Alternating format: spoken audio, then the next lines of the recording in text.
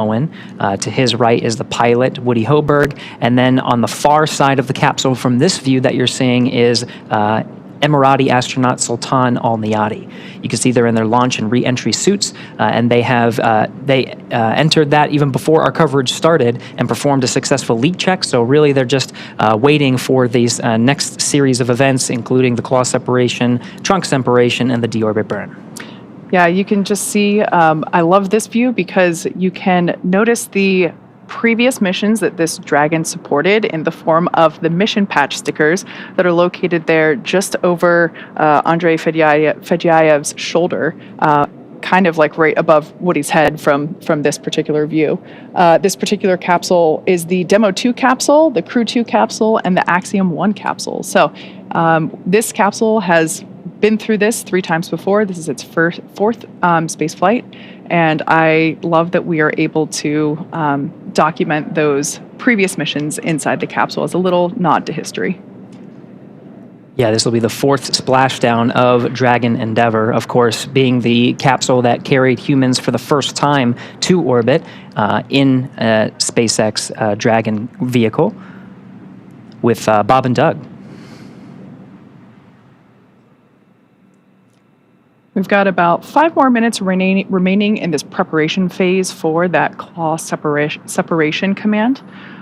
As you can see, the crew continue to monitor progress using the touchscreen above their head, as well as the tablets that they have strapped to their legs. It seems as though everyone is super calm and really just hanging out. Really a nod to the Dragon vehicle itself. All of these sequences are fully autonomous. Of course, it's the role of the commander and pilot to really monitor the sequence and the dynamic phases of launch and the re-entry phases, which are really some of the most dynamic that the spacecraft will experience throughout the duration of the 6-month expedition.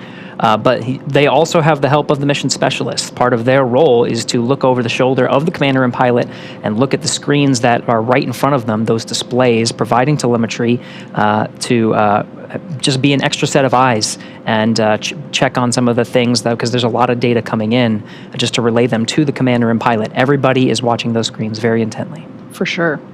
They also go through extensive training, so even though this is the first time that they have performed this splashdown in real time for this particular crew, they have worked with our Dragon trainers here at SpaceX headquarters for months in preparation for launching this mission. And so while this is the first time they're doing it for real, they have practiced this with simulations many times before lifting off. Sort of towards where their feet are on the far side of this particular view at the center is that side hatch. Last time we saw the side hatch open on Dragon Endeavour was right before Crew 6 launched to the International Space Station. It was some of the closeout teams in the White Room at Pad 39A that got the crew situated for launch, making sure that they were ready to go. And that side hatch has remained closed through the duration of this mission. It will be opened once again once the Dragon capsule and the crew are recovered by the recovery vessel named Megan. Once the recovery teams outfit the Dragon capsule and bring it onto the Dragon nest, it'll be the side hatch that they'll open to get the crew out.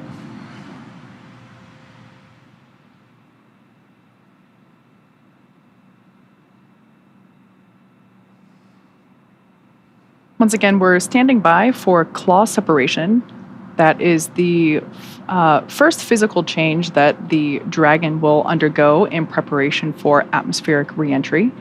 That claw separation is what allows for the trunk, the cylindrical, unpressurized section of the spacecraft, to separate and thereby revealing the heat shield, which is located at the bottom of the service section or the pressurized section of the Dragon spacecraft. So collectively, with the trunk and the pressurized section, the service section there, that trunk will separate, reveal the heat shield, and that heat shield is what will be pointing first, if you will, toward planet Earth as the capsule makes its atmospheric reentry. So again, we're targeting a splashdown off the coast of Florida. The prime landing target for today is off the coast of Jacksonville, Florida, on the Atlantic coast. That splashdown time is 9:17 p.m. Pacific time, 12:17 a.m. September 4th Eastern time, so just a little more than an hour from now. To give you an idea of how much ground they're going to cover, you can see on their map in the center of their screen, they are very close to the orbit of the International Space Station in the Dragon. They're over the Indian Ocean right now, just west off of Singapore, on a southeastern track heading towards the western coast of Australia. So just in the matter of an hour, they'll cover really the distance around the world, halfway. Yeah, when if you look at the track of Dragon and the International Space Station, how it orbits the Earth around a flat map, it kind of looks like a sine wave. So now they're on a southeastern track that will swing really south of Australia and then come up the Pacific. So you can see once we get into the re-entry phases, it will cross over southern Mexico and the Yucatan Peninsula, and perhaps if you're outside at just the right moment, just a couple minutes prior to that landing site, 12:17 a.m. So if you're still up at midnight watching our coverage and you're in central and northern Florida, be sure to head out, see if you can see, depending on the weather there, see if you can see the plasma trail as Crew-6 re-enters the Earth's atmosphere. Yeah, that's definitely one of the benefits to a nighttime splashdown. You can still see it during the day, but it is certainly much more striking whenever it's streaking through the night sky. We've actually had a few nighttime splashdowns prior to this one. So Crew-6 will definitely be a nighttime splashdown, but we also had successful splashdowns at nighttime for Crew-5, Crew-3, Crew-2, and Dragon, Crew-1. SpaceX, we're back with you. Deorbit sequence start. SpaceX Dragon, good to have you back, and we see you soon. So that deorbit sequence starts with what's called claw separation preparation. So once that claw begins to separate, it's about 45 seconds for that sequence to initiate, and then the trunk separates about 45 seconds after that claw separation. So it's relatively quick. So we're still in claw sep prep.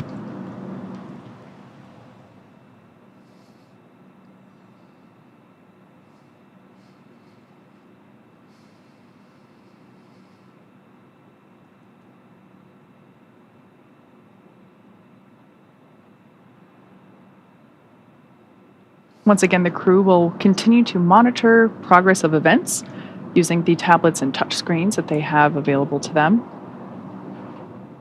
The touchscreen directly in front of pilot Woody Hoberg and Commander Steve Bowen also allows them to monitor the state of the Dragon flight computer, as well as be able to keep tabs on any thruster burns that occur. Live view there of mission control here at SpaceX headquarters in Hawthorne, California.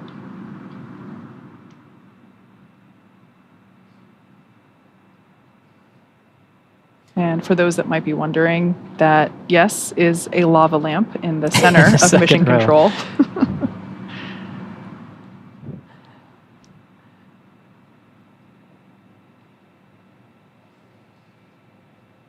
Yeah, lots of activity here.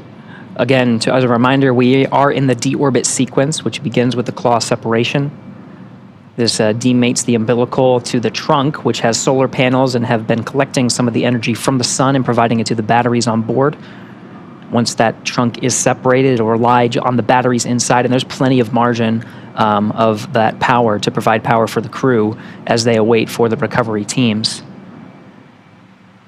But after trunk...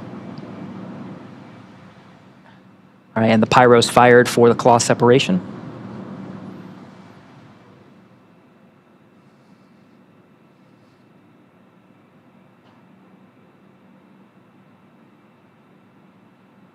Claw separation is complete. We're now preparing for trunk separation. Again, it's just a matter of seconds before we confirm that the trunk is separated.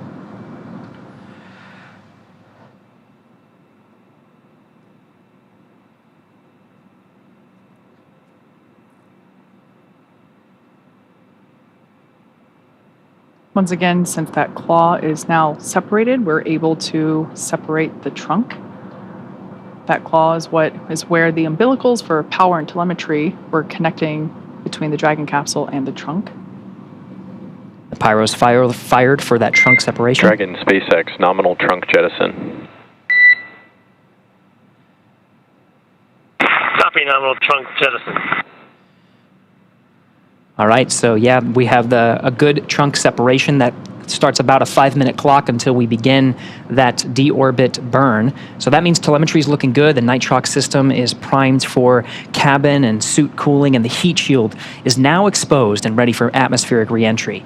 The trunk served its purpose by gathering energy from the sun through the solar rays and converting that into battery power. Since we separated the trunk, we can't generate any more new power, but we don't need to since we're coming home, and Dragon has enough battery power stored already. Up next, we have the final steps that Dragon will perform prior to reentry, the slew or maneuver to deorbit burn attitude and the deorbit burn itself.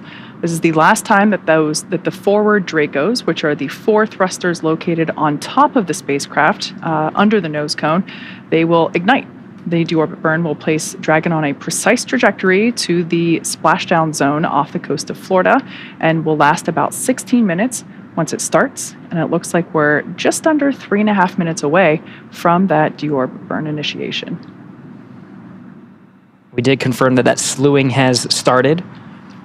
So again, Dragon positions itself sort of off to the side to jettison the trunk so it doesn't have risk of recontact with the spacecraft and successfully burns up in the atmosphere.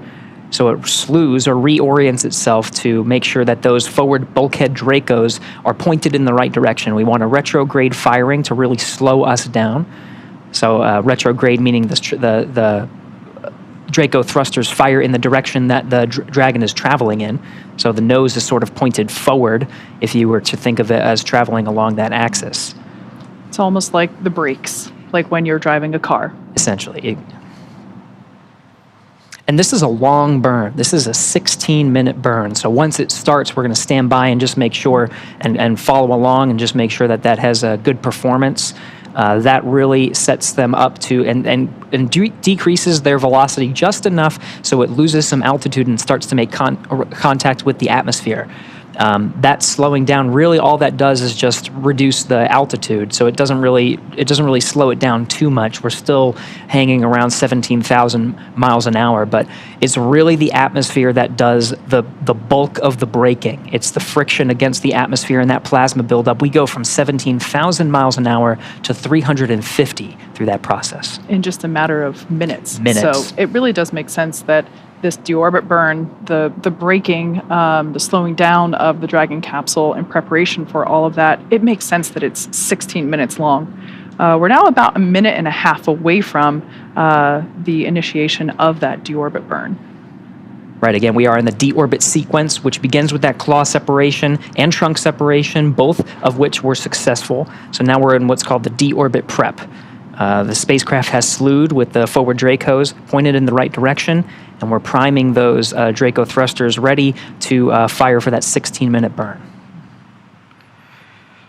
Once again, this deorbit burn will place Dragon on a precise trajectory to return to the splashdown site just off the Atlantic coast of Florida near Jacksonville.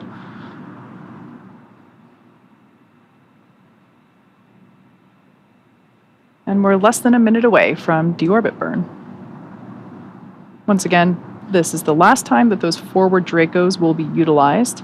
After this burn is complete, we will be able to close the nose cone, which will then basically hide or cover up that area, including the forward hatch, which of course is the hatch that the team used to ingress and egress from the International Space Station. We will be using the side hatch, which is actually outlined by that black liner kind of near the feet of the crew here in this view. That side hatch is what will be utilized for crew egress or exit from the capsule in just under an hour from now. Once again, we're targeting 9:17 p.m. Pacific, 12:17 a.m. Eastern Time for splashdown. And we are getting lucky with some of these internal cabin views as we prepare for that deorbit burn start. This will be the last time that the crew is in an orbital daytime. They're currently over the South Indian Ocean, just west off the coast of Australia. And again, their trajectory takes them south around Australia and then on a northeastern trajectory over the Pacific Ocean. The deorbit, the entry interface, the time that it actually has that plasma buildup as it's slowing down significantly through the atmosphere, that will happen, and you may be able to see it depending on where you are, depending on the weather and cloud coverage, but that track brings it over the southern Mexico and the Yucatan Peninsula. We do have deorbit burn start. You can see it on their displays, actually. You can see those thruster firings on the left display there.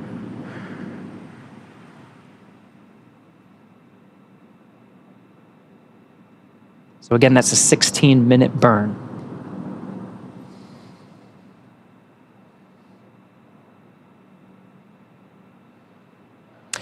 So a quick recap, within the last 10 minutes, Dragon jettisoned its trunk and initiated the deorbit burn.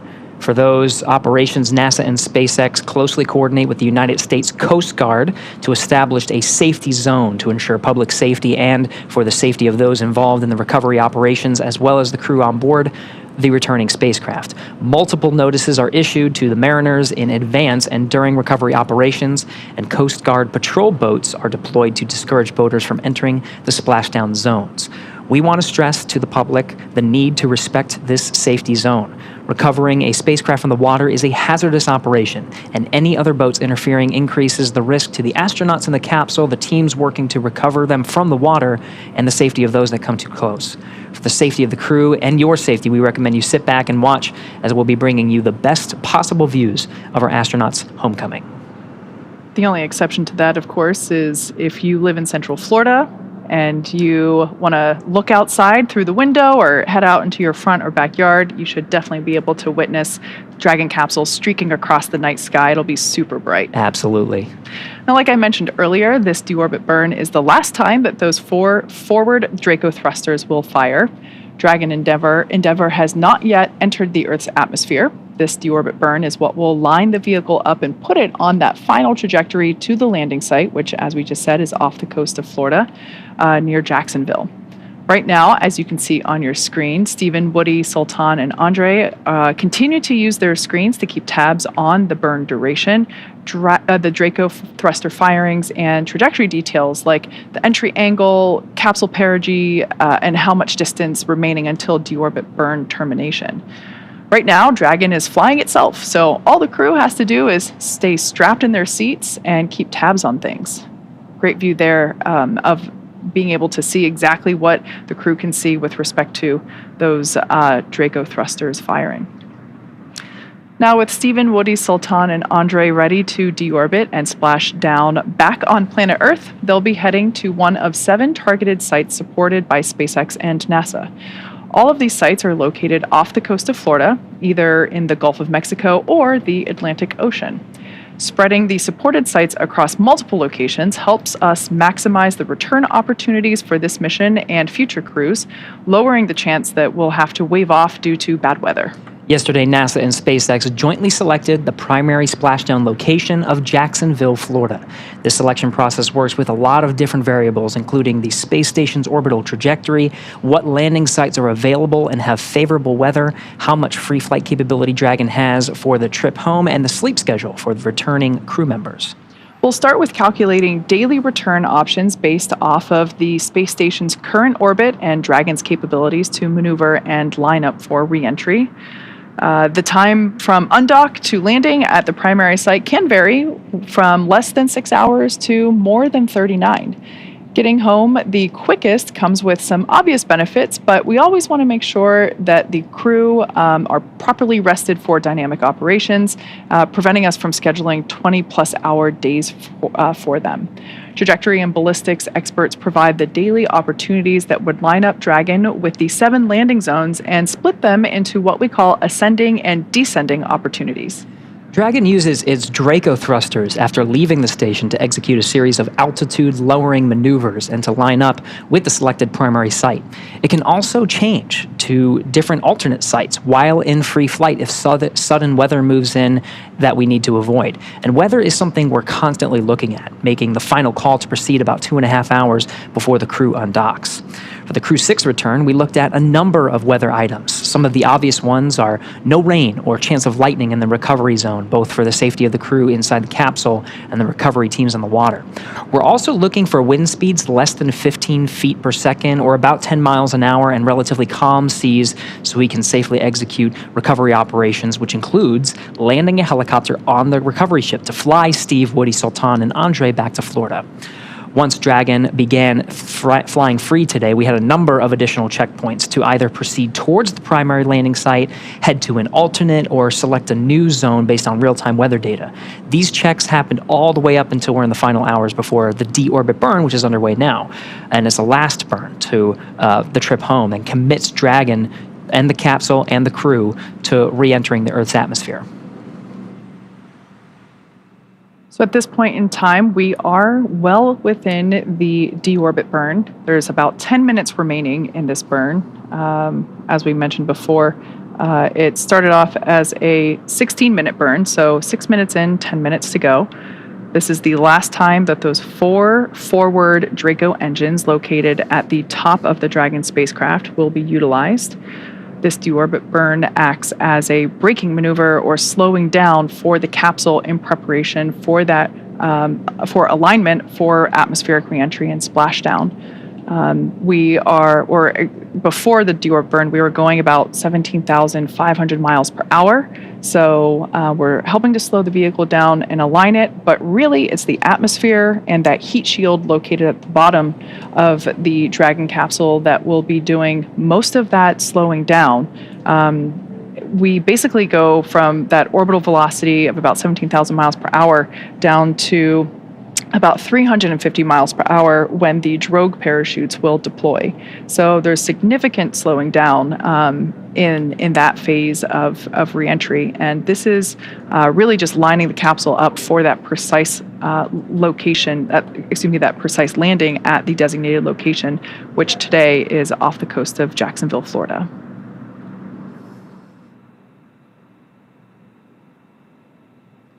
And of course, the parachutes really do a lot of the work from that 350 miles an hour down to about the time of splashdown. The capsule is traveling an approximate 15 miles an hour. It splashes down in the Atlantic coast. And that's done through a series of parachutes. You mentioned the drogues. The drogues provide some initial deceleration as well as stabilization of the vehicle once it passes through the atmosphere.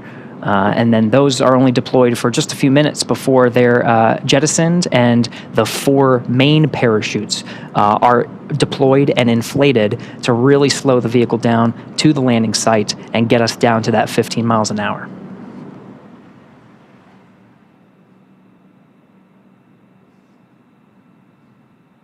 The crew continues to look pretty calm, collected, and comfortable as they continue to monitor this deorbit burn.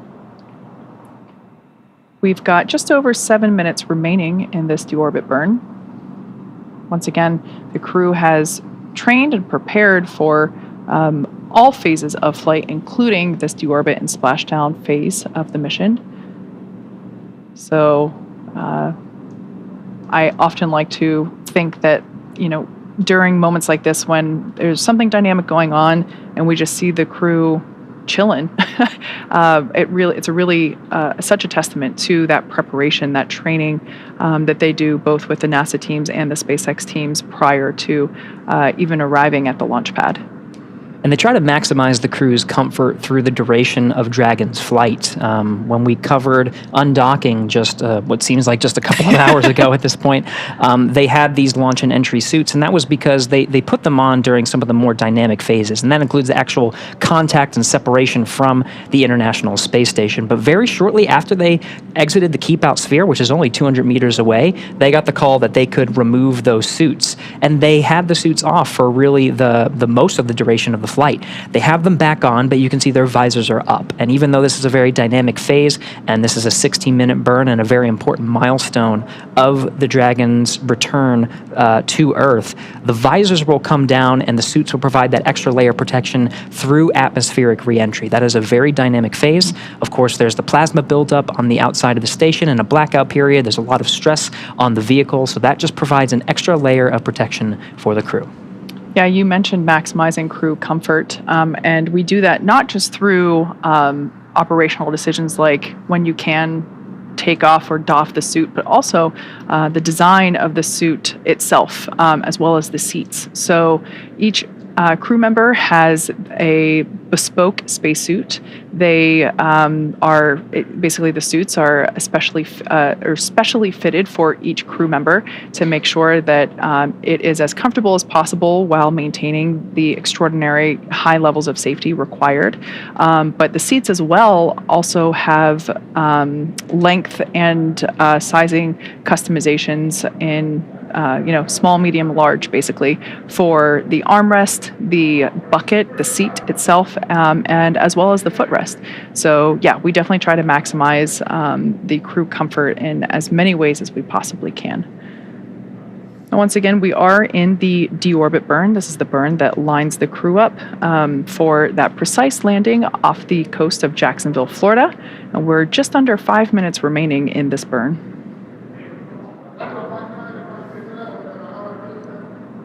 Yeah, and the crew is really just watching the vehicle perform on its own at this point. They're not really executing any commands.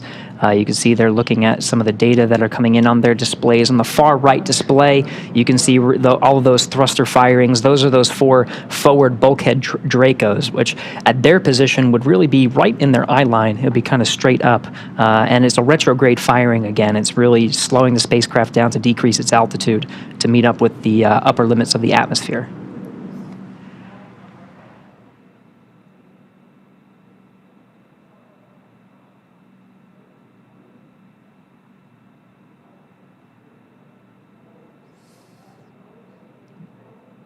We're 12 minutes into the burn, have about 4 minutes left.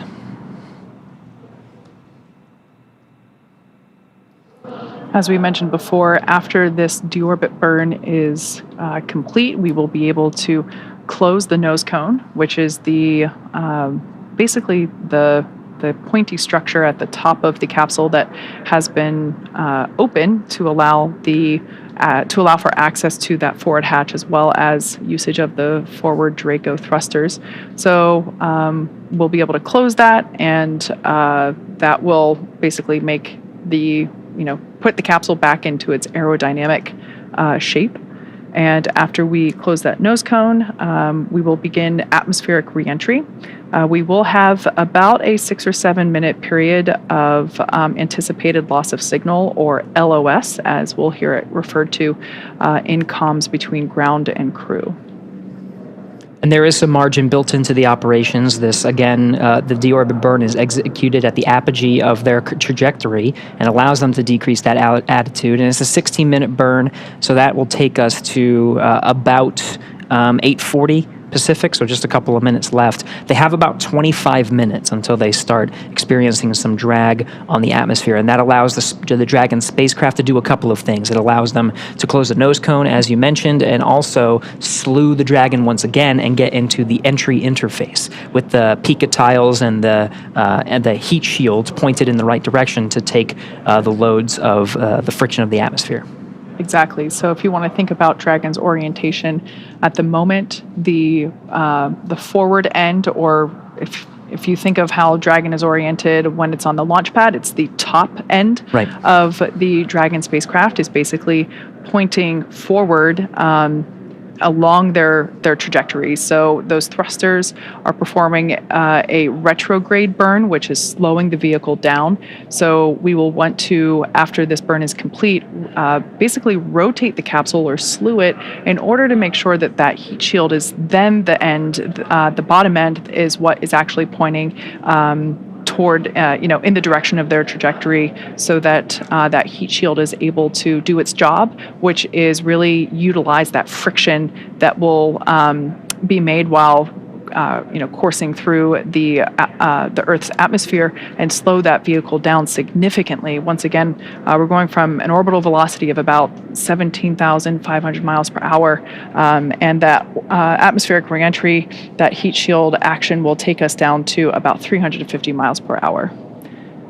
So we're about just over 1 minute remaining in the deorbit burn.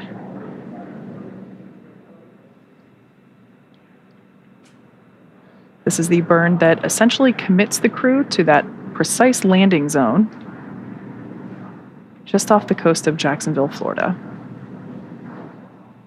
Once again, we are targeting a splashdown time of 9:17 p.m. Pacific, 12:17 a.m. Eastern. And again, this is Mission Control here in Hawthorne. The team's here monitoring Dragon's progress and the progress of that deorbit burn. It'll be the crew operations and resource engineer, the core, that's the voice from here in Mission Control in Hawthorne, that relays the burn performance status up to the crew via Dragon to ground. On your screen there is SpaceX core for this, this operational shift. On console tonight is Jake Vendel.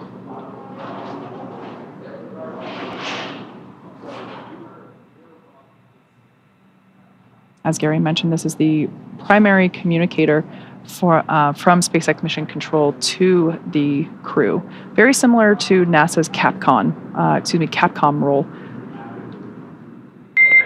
Dragon, SpaceX, deorbit burn complete and nominal. Nose cone closure initiated. SpaceX Dragon copies. All right, good news there coming from SpaceX core, Jake Vendel, letting us know that the deorbit burn completed and everything went nominal or as expected. So that's all really good news. Very good. We are in the deorbit sequence now. So that, you just heard the nose cone is about to close, and I can see it's actually closing now. In the background, the Dragon is currently inhibiting those forward bulkhead Draco thrusters that we just used to complete the deorbit burn, ensuring it's safe to latch the nose cone and shut for reentry. Also, the vehicle has initiated the nitrox suit purge. So this will help Steve, Woody, Sultan, and Andre cool and comfortable during re-entry, which is coming up here in about 20 minutes. At this point, the nose cone is closing again and protecting the forward hatch for re-entry. Steve, Woody, Sultan, and Andre are using their screens to monitor the locking of the nose cone, which is done by a set of hooks. So we're about 2 minutes until the nose cone is completely closed and locked in.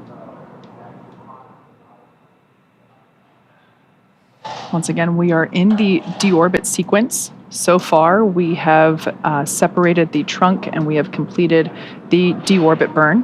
And right now, we are closing the nose cone. This is the final physical change or modification to the Dragon capsule prior to reentry. After the nose cone is closed, we will slew or reorient Dragon to basically make sure that the heat shield is what is pointing first toward planet Earth, and that will line us up for atmospheric reentry.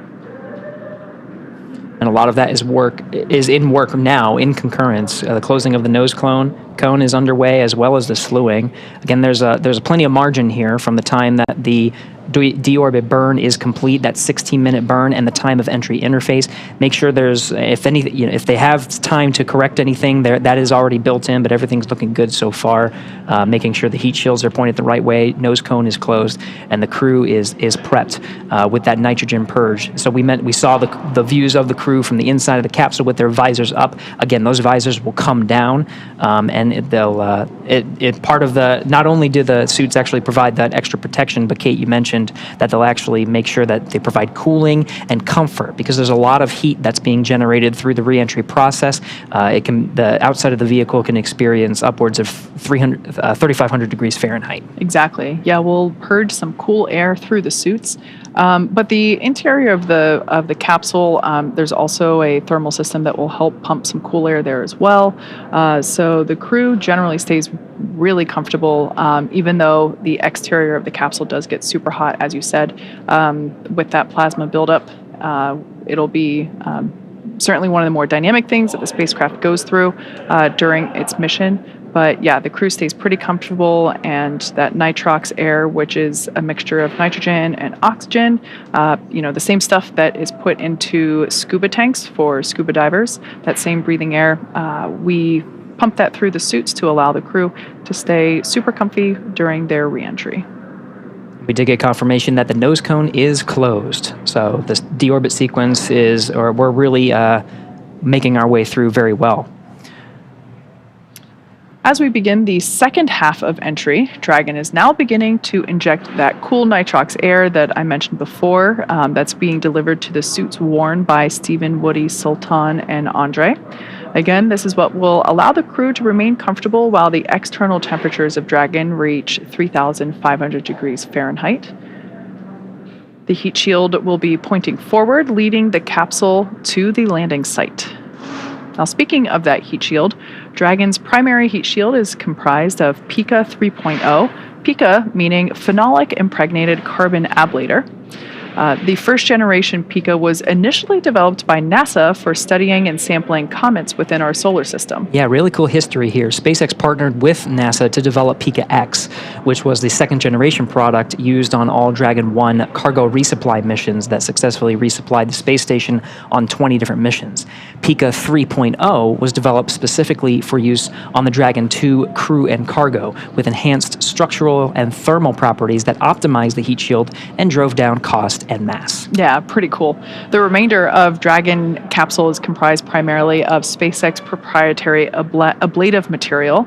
It's another class of thermal protection, which is lighter weight versus Pica and protects the underlying composite structure during re-entry to basically ensure that the structural capabilities are maintained from mission to mission. And while Dragon will experience temperatures well over 3,000 degrees Fahrenheit, Kate, you mentioned 3,500 degrees, during peak re-entry conditions, the characteristics of the TPS, the thermal protection system, coupled with the ECLIS, environmental control and life support system in the pressurized interior, will ensure that Steve, Woody, Sultan, and Andre stay cool and comfortable during all phases of re-entry through splashdown. After Dragon Endeavour has re-entered the Earth's atmosphere, a series of parachutes will deploy to slow the crew's descent. As we mentioned before, the first set will be the 2 drogue parachutes, followed by the 4 main chutes, and those will guide Dragon to its first contact with Earth since launching in April earlier this year. Dragon will automatically deploy these parachutes when different pressure and positioning sensors on the capsule detect that they are at the right speed and altitude. Vehicle velocity at drogue deploy is approximately 300 miles per hour. They deploy at about 18,000 feet. Then vehicle velocity at main parachute deploy is approximately 119 miles an hour. They deploy at about 6,500 feet. Vehicle velocity at water splashdown is about 16 miles an hour. Highest G load the crew will experience during re-entry is approximately 3.5 Gs.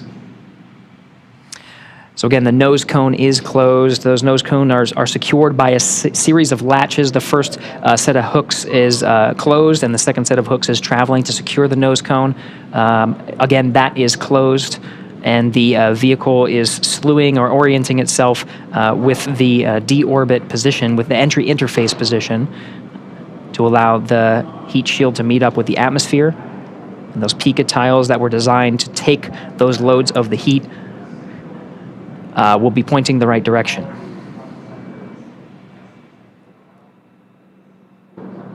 One correction, I did mention Crew-6 launched in April. It actually launched in March of this year. Right. March 2nd Eastern Time, I think March 1st Pacific Time.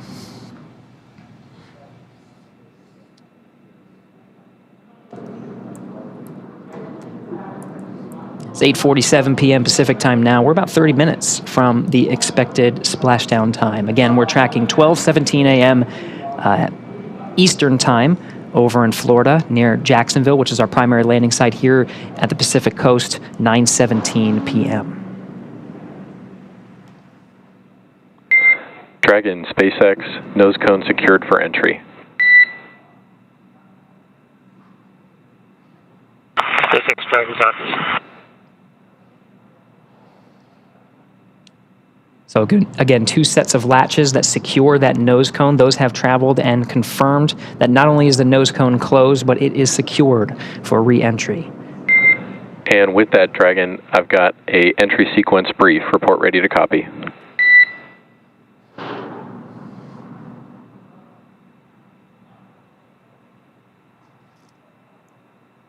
SpaceX Dragon, we are ready to copy. All right, Steve, we see blackout start at 0404, blackout end at 0411, and splashdown at 0417. No update to vehicle status. Weather still looks good. How copy?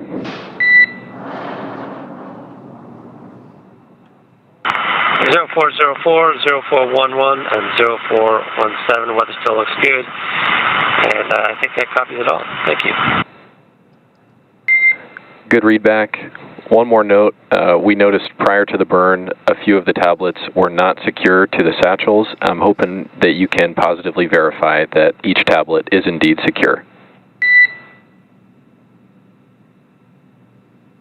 We're working on that right now, and we'll get it by 1:50.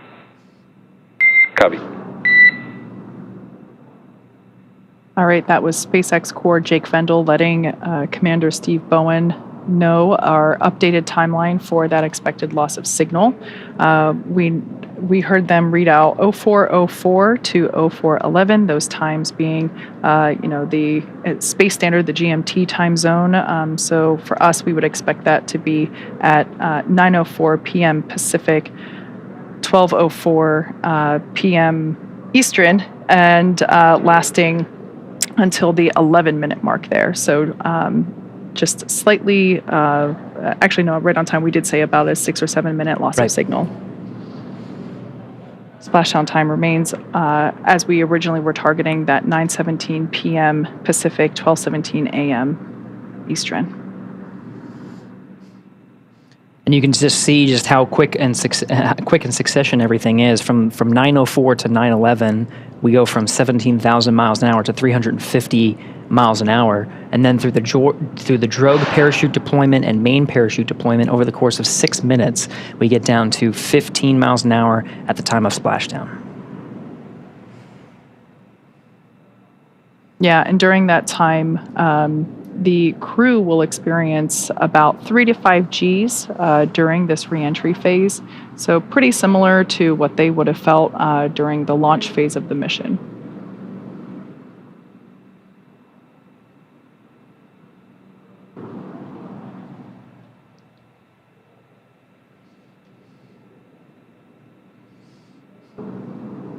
We're focusing on the flight control teams here in Mission Control in Hawthorne through the duration of today's operations. If you've been following along for our coverage, we've been joined with the flight control teams over in Houston, Texas. Of course, they are monitoring very closely, but that was really for joint operations. It's a different set of flight criteria and flight rules when the two flight control rooms are working in tandem, operating by the same flight criteria.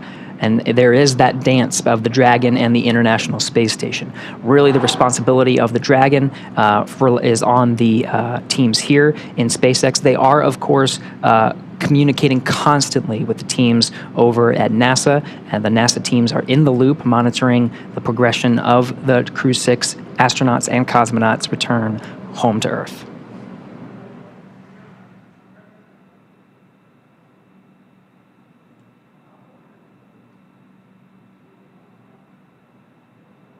So we've mentioned before that our anticipated loss of signal is coming up at 9:04 p.m. and will last about 7 minutes until 9:11 p.m. Pacific time.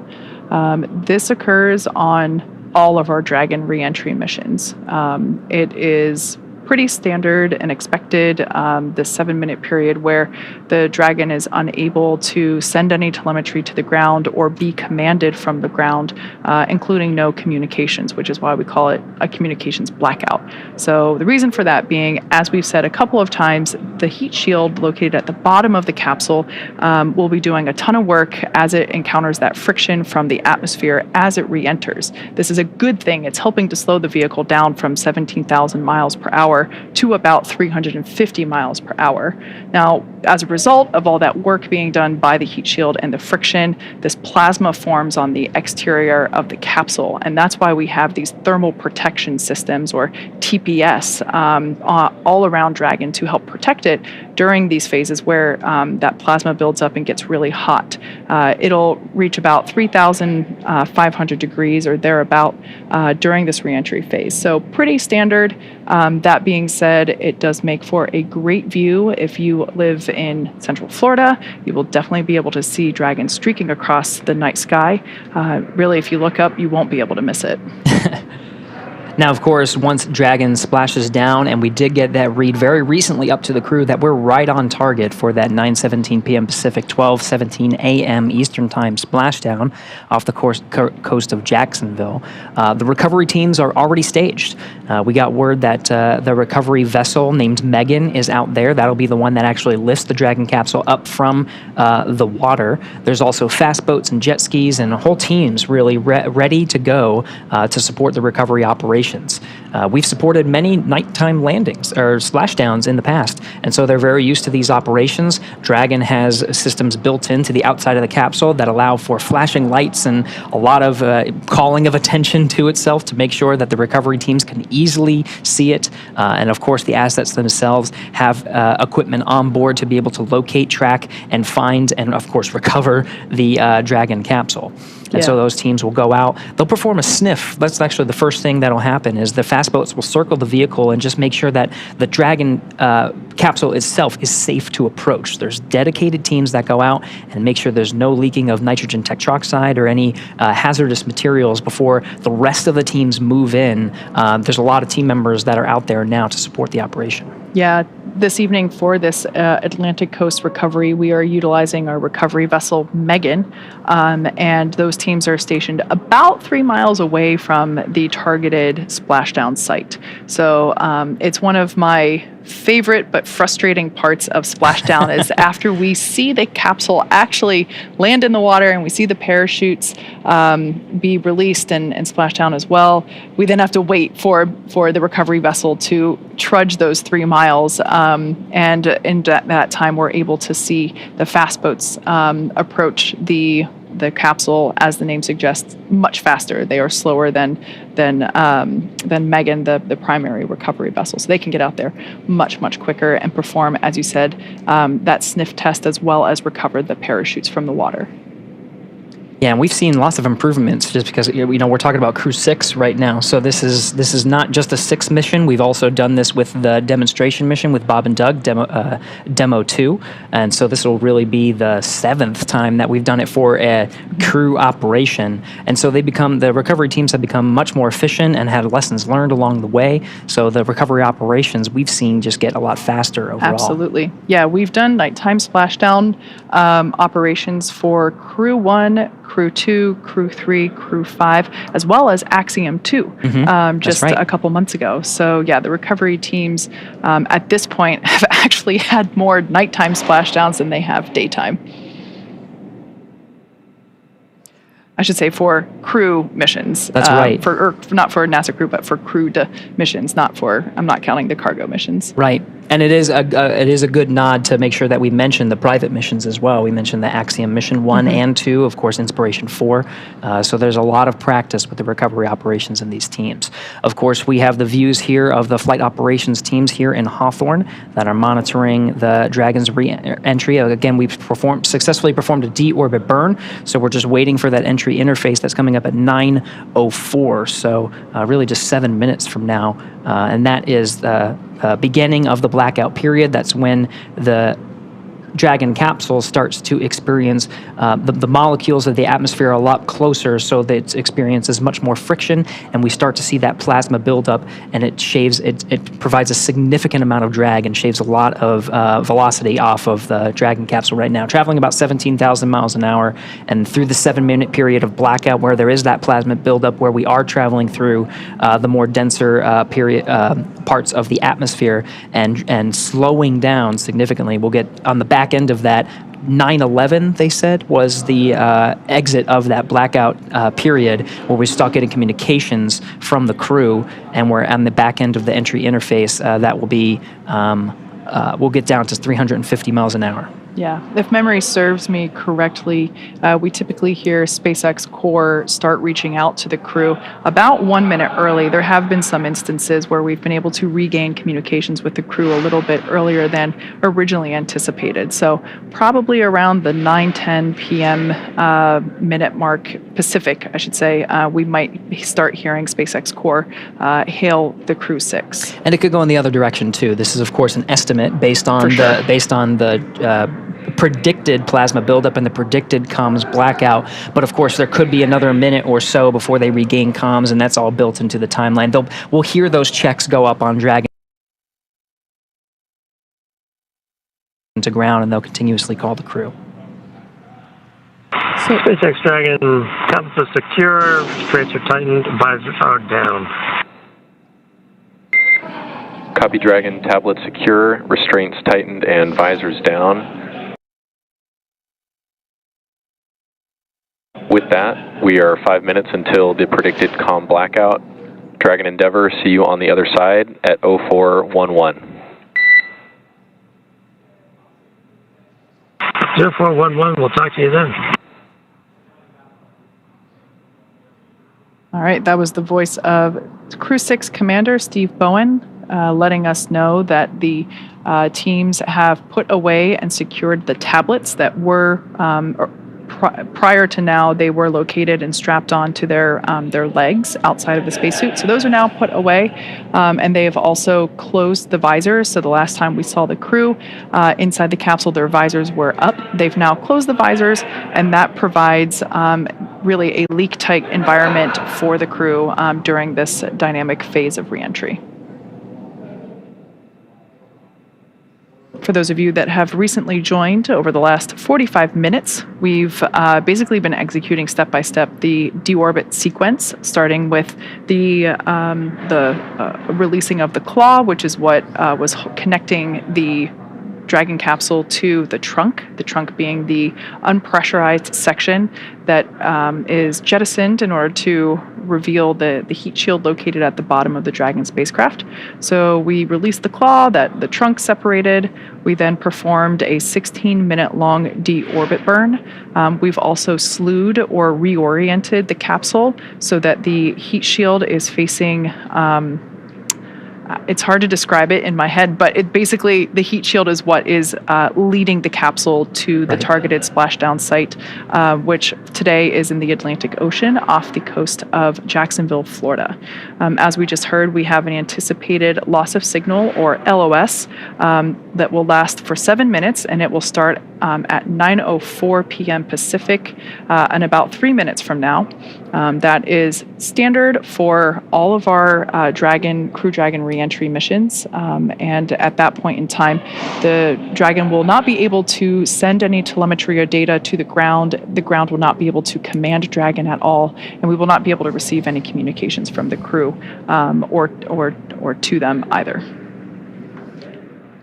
Now, on the back end of the communications blackout, when we receive a word from the crew, it'll be the crew themselves that read out some of the calls of their status. We'll be relying on that, and of course the data that we're receiving from Dragon, now that we're outside of that blackout, to determine the performance of the vehicle. We'll see those drogues. There's 4 main parachutes that allow for a safe landing. The parachutes are designed with that 4th in mind, so that even if the 4th were not to inflate all the way, 3 could actually provide enough resistance to properly decelerate the Dragon so that it lands right on time and provides a normal amount of drag on the vehicle to get us down to that 15 miles an hour at the expected time.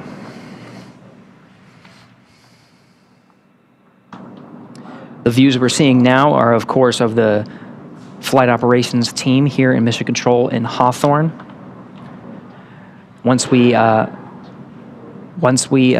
We'll soon hopefully be getting some views from the recovery vessels out in the Atlantic Ocean. That's the recovery vessel Megan, as well as the recovery teams on fast boats and jet skis. We should be getting views hopefully from the Atlantic Ocean to see the Crew-6's entry through the atmosphere. I was trying to look through my notes. I can't quite remember what it is off the top of my head, but you were talking about the parachutes before, and the drogue chutes that we deploy prior to the main parachutes. Those drogue chutes help provide additional slowing and stability for the Dragon capsule as it comes out of that atmospheric reentry. And I forget what factor it is that if we didn't have the drogue parachutes, I think it's something like the main parachutes would have to be manufactured to be 2 to 3 times stronger, which of course would add weight to the capsule itself. And in spaceflight, everything is weight. You want to minimize the weight that you're taking. So those drogue chutes are definitely small but mighty in the job that they have to do. Now we're under a minute away from that, or just a couple seconds rather, away from that anticipated loss of signal, or LOS. This will be a 7-minute period in which we are unable to communicate with the crew, and we are unable to command Dragon or receive telemetry or data from it.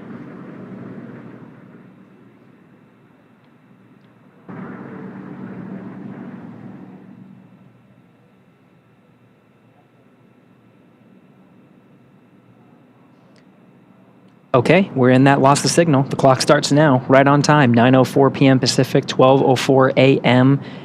Eastern. That starts the 7-minute clock of the anticipated communications blackout. Kate, as you mentioned, the teams here in Mission Control in Hawthorne may start reaching out to the crew a little early. The crew themselves may see an acquisition of signal from their own data and call out to the teams to let them know that they're outside of the blackout. It could be intermittent too, so there's a lot of different factors, but the key here is communication, and they'll continue to talk to make sure that they are relaying they, meaning the crew, are relaying the information to the teams here in Mission Control Hawthorne, and of course the Hawthorne will be able to respond. Right. So for those of you that have just recently joined us, at this point we have entered a communications blackout period, a loss of signal, or LOS, and lasts approximately 7 minutes due to plasma formation around the spacecraft. During this time, no vehicle telemetry is received by Mission Control, which you see there on your screen, and no external commanding of the vehicle or voice communication is possible.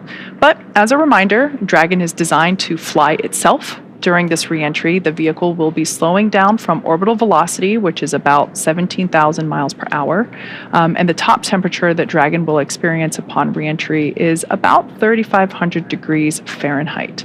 As we've mentioned before, this expected blackout period is, and we anticipate it to last about 7 minutes. It might be a little bit less, it might be a little bit more, but we will definitely be able to hear the crew once they do re-enter from that anticipated loss of signal. We'll have acquisition of signal, which is AOS. That's right, and the last read up to the crew prior to their entry and the beginning of the blackout period, we were still tracking an on-time splashdown. Again, for those following along, that's 12:17 a.m. Eastern Time, 9:17 p.m. Pacific Time.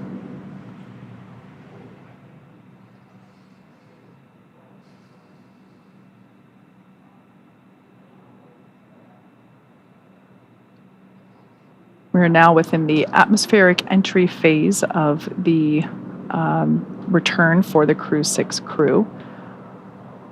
Once again, the plasma buildup on the exterior of the capsule results in our inability to command or communicate with the Dragon capsule during this time. This happens with all of our crew missions, and we expect this to end at about 9:11 p.m. Pacific or 12:11 a.m. Eastern. Live view there of SpaceX Mission Control located just behind Gary and myself. They are continuing to monitor the length of the acquisition of, the length of this blackout period, and we will be able to hear SpaceX Core, who for this evening shift is Jake Vendel. We'll probably start to hear him hail the crew around 9:11 or 9:10 p.m. Pacific.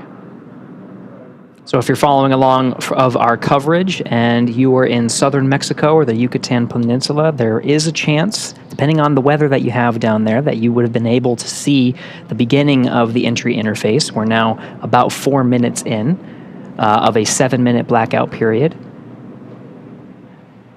This is a great graphic indicating the trajectory.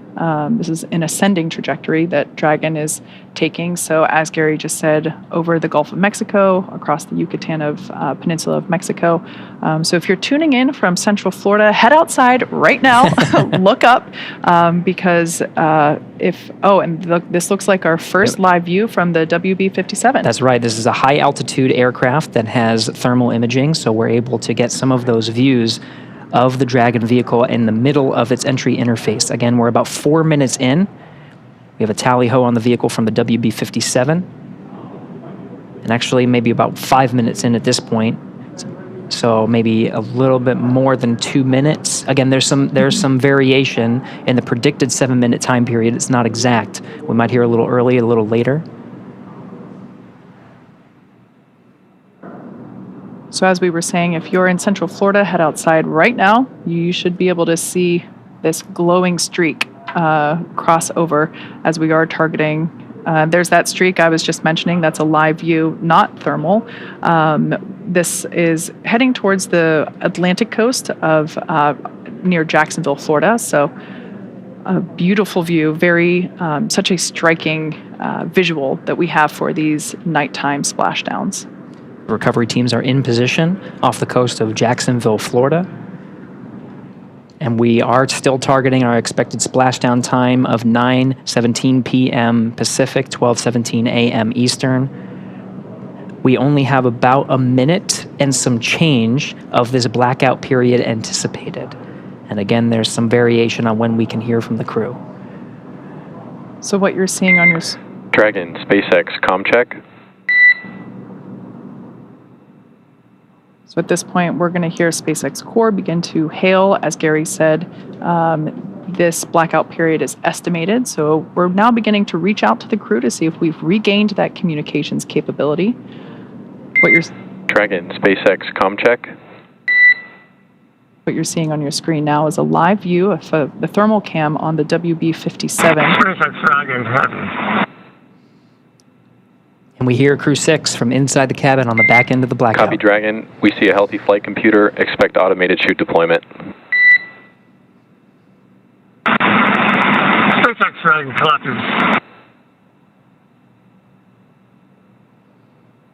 There's our live view of the crew, our first view of them on the other side of that communications blackout. At this point in time, they are re-entering through the Earth's atmosphere over the coast of Florida, heading towards Jacksonville, Atlantic coast. Up next will be the deployment of the drogue parachutes, which should happen in about 2 minutes, just over 2 minutes. Yeah, you can see they got through some of the thicker parts of the atmosphere, and that plasma buildup is starting to dissipate.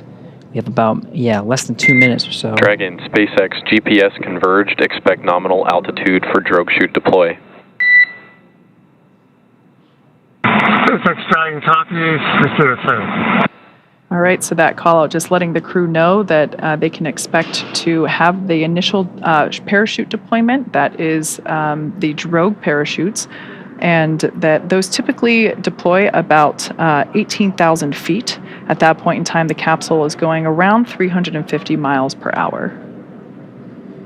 Some of the data and telemetry from Dragon is in meters, so if you do hear those calls from the crew and from us, some of the telemetry we're seeing is in the metric system.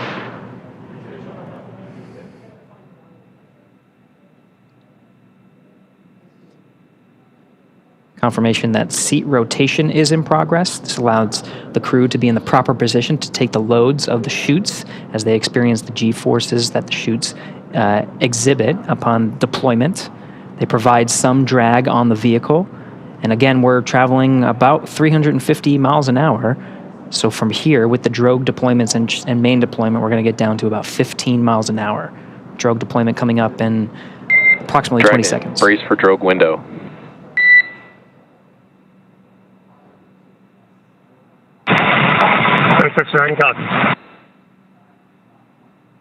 And we're roughly 30 seconds away from that drogue deployment.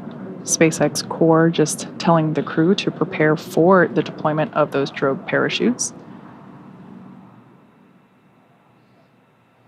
At this point in time, they are around, or when the drogues are deployed, they're traveling around 350 miles per hour. At the time that the main parachutes are deployed, just seconds later, they'll be going around 120 miles per hour. So these drogue parachutes help provide further deceleration as well as stability for the capsule prior to those main parachute deployments. Drogue pyros have fired, and we have good confirmation of drogue shoots. 2 drogues. It's a view from inside the parachute bucket.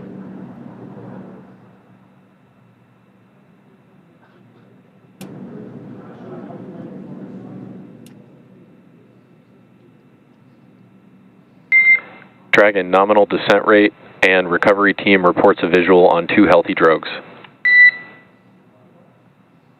SpaceX Dragon copy, that's good news.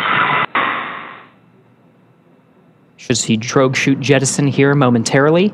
We'll see those 2 chutes that you see be released from the capsule, just like so, and release the 4 parachutes, now deploying.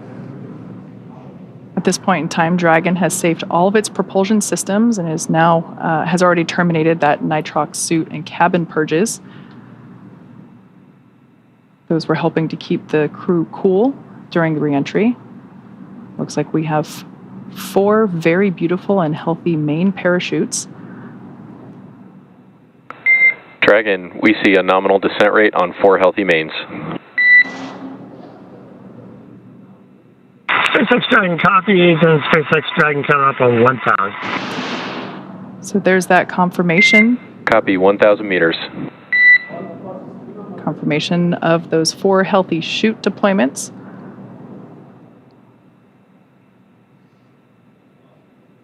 Now standing by for splashdown. At the point of splashdown, the capsule will be going about 15 or 16 miles per hour. Continuing to decelerate from a rate of from a speed of about 120 miles per hour. 800. So we will now begin. Copy, 800. To hear Commander Steve Bowen call out the altitude as they approach the water surface. That is again in meters. Landing in water is simpler and provides more margin against unlikely parachute issues. We had to learn how to make Dragon waterproof, but once you do that, it's very much a rinse, review, reuse type process. 600. Copy, 600.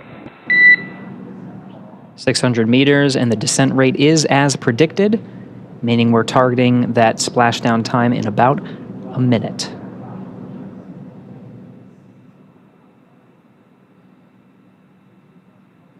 Live view of Dragon Endeavour with the Crew-6 team members on board, being held up by 4 beautiful main parachutes. Dragon, we see 400.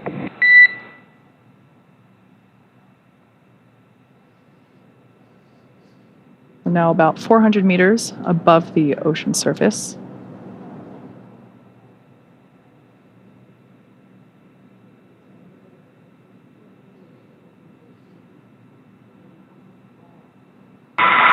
SpaceX Dragon 200 braced for splashdown.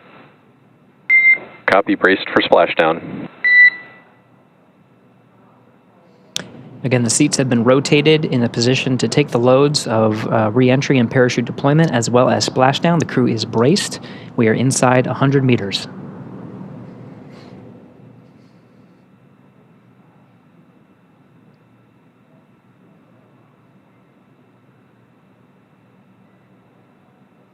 Dragon Endeavour continuing its slow descent. There we can see splashdown on screen. Those parachutes are then cut and released.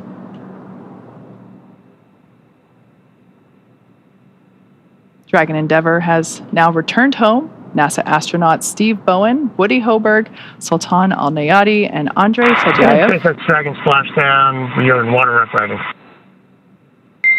Copy splashdown, and we see main chutes cut. After a 17-hour return journey from space, Crew 6 is home. So the teams have been ready and waiting about 3 nautical miles away, so it's going to take them about 30 minutes to make their way to Steve, Woody, Sultan, and Andre inside the Dragon. You can see the recovery forces in some of the views that you're seeing. Of course, these views being provided by the recovery vessels. You saw there was a helo deployed, providing some visuals and lighting of the Dragon capsule. Stable 1. Copy, Stable 1. Dragon Endeavour, on behalf of NASA and SpaceX, welcome back home. Thank you for flying SpaceX. Thanks, SpaceX Endeavour. We greatly appreciate all the support from all the initial training through the launch, throughout the mission, keeping us abreast of all the status of the vehicle, and all the support all the way down. This has been incredible. Greatly appreciate it, and look forward to working with you all again.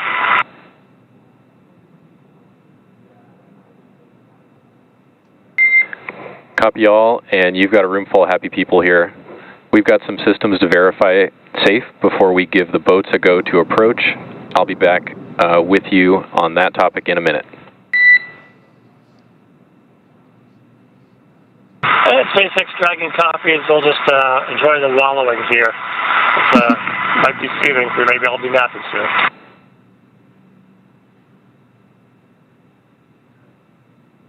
So there we just heard SpaceX Core just indicating to the crew that we're going to do some checks here.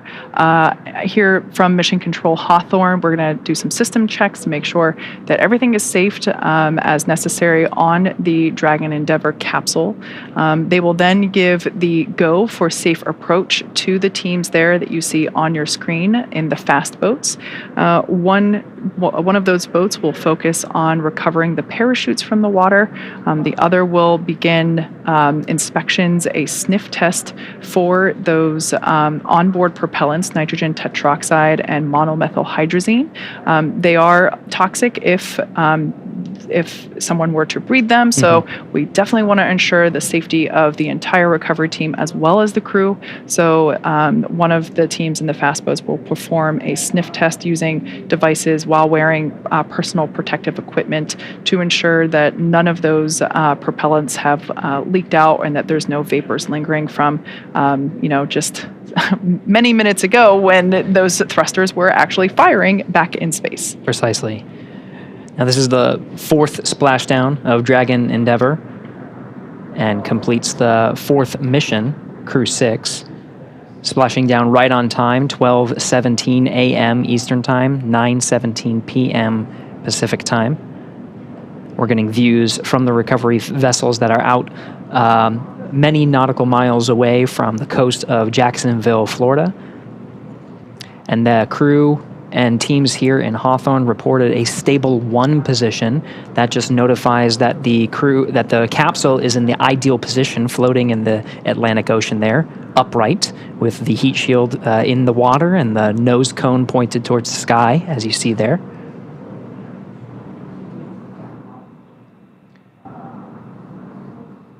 As you mentioned, this is the 4th splashdown for this particular capsule.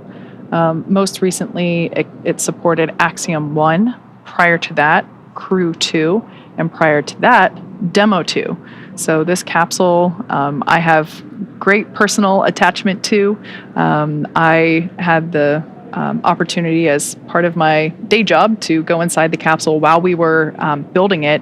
And when I say building it, I mean like for the first time, not during the refurbishment process. And when we were originally building it for the Demo 2 mission, I just remember being inside this capsule and thinking, Dragon, SpaceX, we are go for recovery personnel to approach the capsule. Expect fast boats alongside in just a few minutes. Dragon top, we look for the light.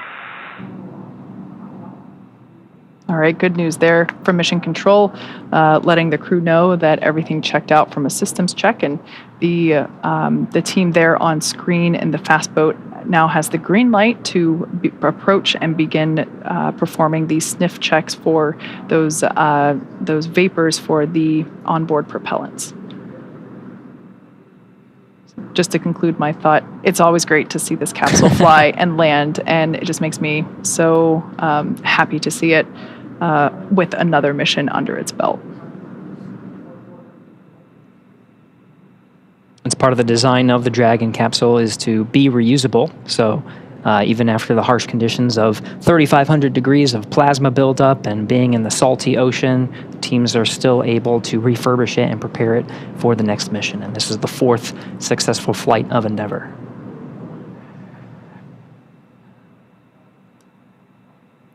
So after those hypergol checks, Dragon teams we may see some of the team members crawling on the outside of Dragon and begin the rigging process as the recovery vessel Megan has the equipment necessary to bring the Dragon out of the water into what's called the Dragon's nest.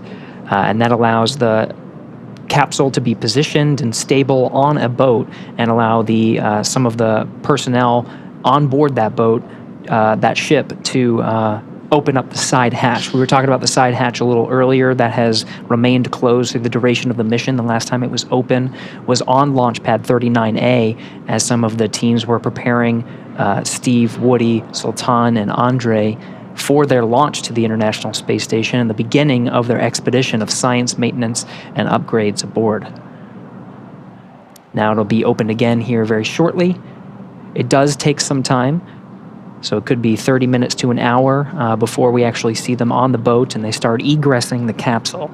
But we'll provide coverage until they're safely aboard the recovery vessel Megan, and all 4 crew members have egressed Dragon.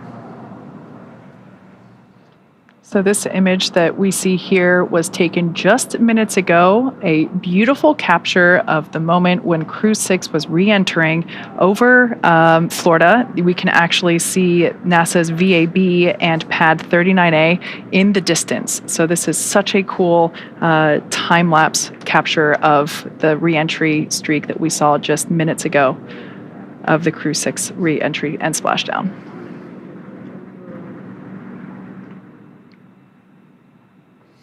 Now, of course, we have recovery teams out there that are executing these operations. We can actually see some of the personnel there. We do have a public affairs officer on recovery vessel Megan, Courtney Beasley, who is standing by and watching the operations unfold and providing some coverage from there. I'll do a comms check with Courtney Beasley, who's there via satellite phone. Courtney, can you hear us? Gary, I have you loud and clear. How do you hear me? Loud and clear. Courtney, we were very jealous, and we were talking a lot, Kate and I, about the views of Dragon's re-entry through the atmosphere and the plasma trail and the landing, of course, in the Atlantic Ocean. I can't imagine a person who had a better view than you. From your perspective on recovery vessel Megan, how was that landing? Gary, it was absolutely beautiful. We were about 1.5 nautical miles away from the landing zone, and we had a great view from the front of the ship. We were actually able to track the spacecraft starting when it broke the horizon. We heard the sonic boom loud and clear and tracked the spacecraft all the way down through Dragon, splashdown. SpaceX, There's something hypergol beautiful sweeps, about a and nighttime unfired splashdown. ordnance checks nominal. The only thing lighting Rigging the sky is up in tonight progress, was the moon, the and it's stars, approximately and Crew 6 25 minutes returning until back home capsule to Earth. lift. Stand by for a PMC Now, one thing with the SpaceX flight surgeon on the ship. And we did just hear a call out indicating that the sniff checks were successful, so the close approach team now has the green light to begin climbing on board the Dragon capsule, so we should see the recovery continue along. But I want to hear more from Courtney with her bird's eye, or with her live action view. That's right. Yeah. Back to you, Courtney. We just wanted to pause for some of those communications with the crew and just follow along on the action here, but really want to understand what it's like there. You got some beautiful views. We are seeing, some of the seas. I think that we're tracking about we're tracking sea states and wind, and we were talking about weather quite a bit leading up to today's landing. From your perspective, how is the weather out there?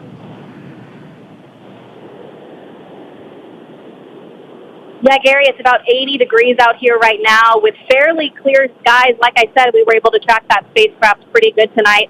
About 9-mile-an-hour winds out of the east. The waves are considered to be rolling waves, so they're not choppy, but they are pretty big and more spread out rolling waves. But weather-wise, I think the crew will like what they feel when they get out of that capsule today and take their first breath of fresh air back here on Earth. You know, just to get some appreciation of what it took to stage the recovery forces and be prepared for this moment, just really moments after Dragon splashed down, we saw some of those fast boats rolling out to make sure that they were getting the crew as quickly as possible. Can you give us a sense of what it's taken to make sure the recovery vessels were here at this moment? Yeah, absolutely. Our journey actually started several hours ago in Jacksonville. The med ops teams and the recovery director boarded the first helicopter, and they were the first group to arrive on the ship about 4.5 hours before splashdown. So those medical teams took the time to get everything situated on the ship and ready to tend to the crew. And about 2 hours before splashdown, they deployed the fast boats into the water. I was actually on the second helicopter out, and we landed on the helicopter pad on top of the vessel about an hour before splashdown. And all of the teams have been hard at work since we touched down on the boat to get their various disciplines ready for Crew 6 to arrive home. Excellent, Courtney. And last question before we let you go is we're seeing some of the recovery personnel on the Dragon capsule preparing for its eventual lift onto recovery vessel Megan. What can we expect to see in the next few moments?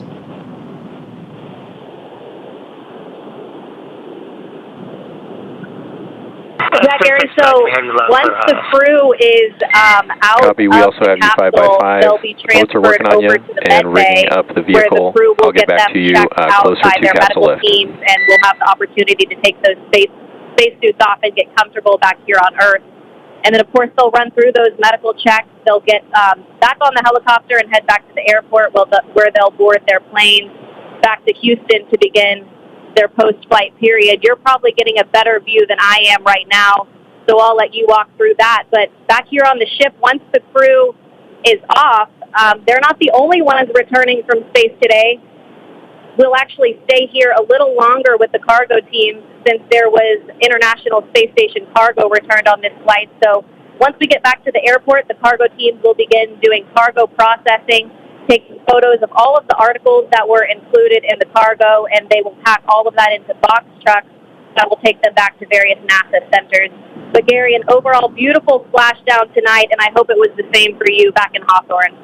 Absolutely, Courtney. We've been getting some fantastic views. Thank you so much for that report. That was Courtney Beasley out on the recovery ship, providing live coverage from the landing site just off the coast of Jacksonville. We're back in the action now, seeing some of the views from the recovery vessel and the recovery operations team, including helicopters, fast boats, jet skis, and of course, we're getting views from some of the ships that are standing by waiting to actually pull Dragon out of the water. So at this point in time, the Dragon capsule has safed all of its systems. Mission Control did a systems check to make sure that that was true and accurate. They gave the fast approach teams the green light to approach and begin the rigging process, which is what we are now seeing underway. Additionally, they have recovered the parachutes from the water. So those were, we were able to see those being dragged onto a boat. And what we have now is there's one individual that we see kind of like a spider monkey crawling all around the capsule and attaching the necessary rigging, the straps. These are what will help to stabilize and lift the Dragon capsule out of the water and onto the recovery vessel. For tonight's operations, we are using our Atlantic Coast recovery vessel, Megan, and we, in hopefully in probably like 30-ish minutes from now, it kind of varies depending on the sea states, which, as we can see, a little bit more waves than some other missions, but still well within the limits for recovery, really probably unfazing to the individuals that are out here doing the work as they train extensively for these operations, whether it's daytime or nighttime. So obviously we can see one person there working to secure that strap around the base of the service section of the Dragon capsule, and that is one of the primary stabilization strap rings that will help to lift the capsule out of the water and onto the Dragon's nest on board Megan. And of course, the teams here are very close to the capsule because we passed those hypergol.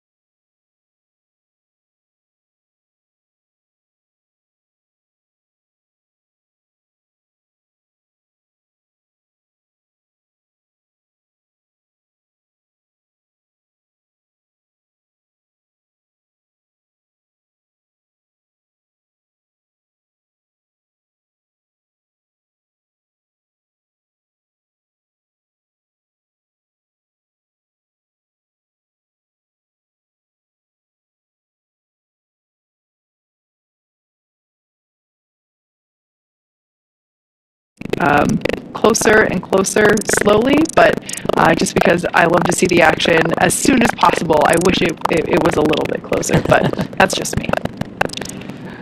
It's great to get some of these thermal images. Of course, over on the East Coast, it's well past midnight, so very dark out there, but still getting some fantastic views.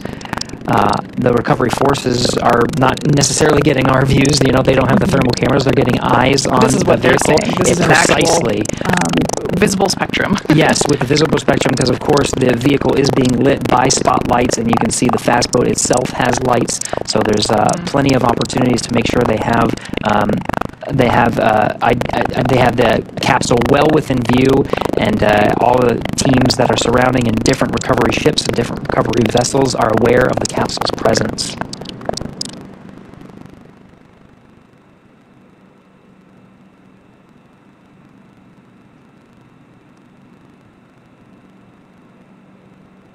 You can see some of the features of the Dragon capsule as the recovery forces outfit it with the rigging necessary to bring it onto recovery vessel Megan. Some of the circles you see in front of the individual that's on the Dragon capsule, that's where those parachutes were deployed from. Above that is the nose cone, which is of course closed prior to re-entry. It was open through the duration of most of the flight of Dragon to and from the International Space Station.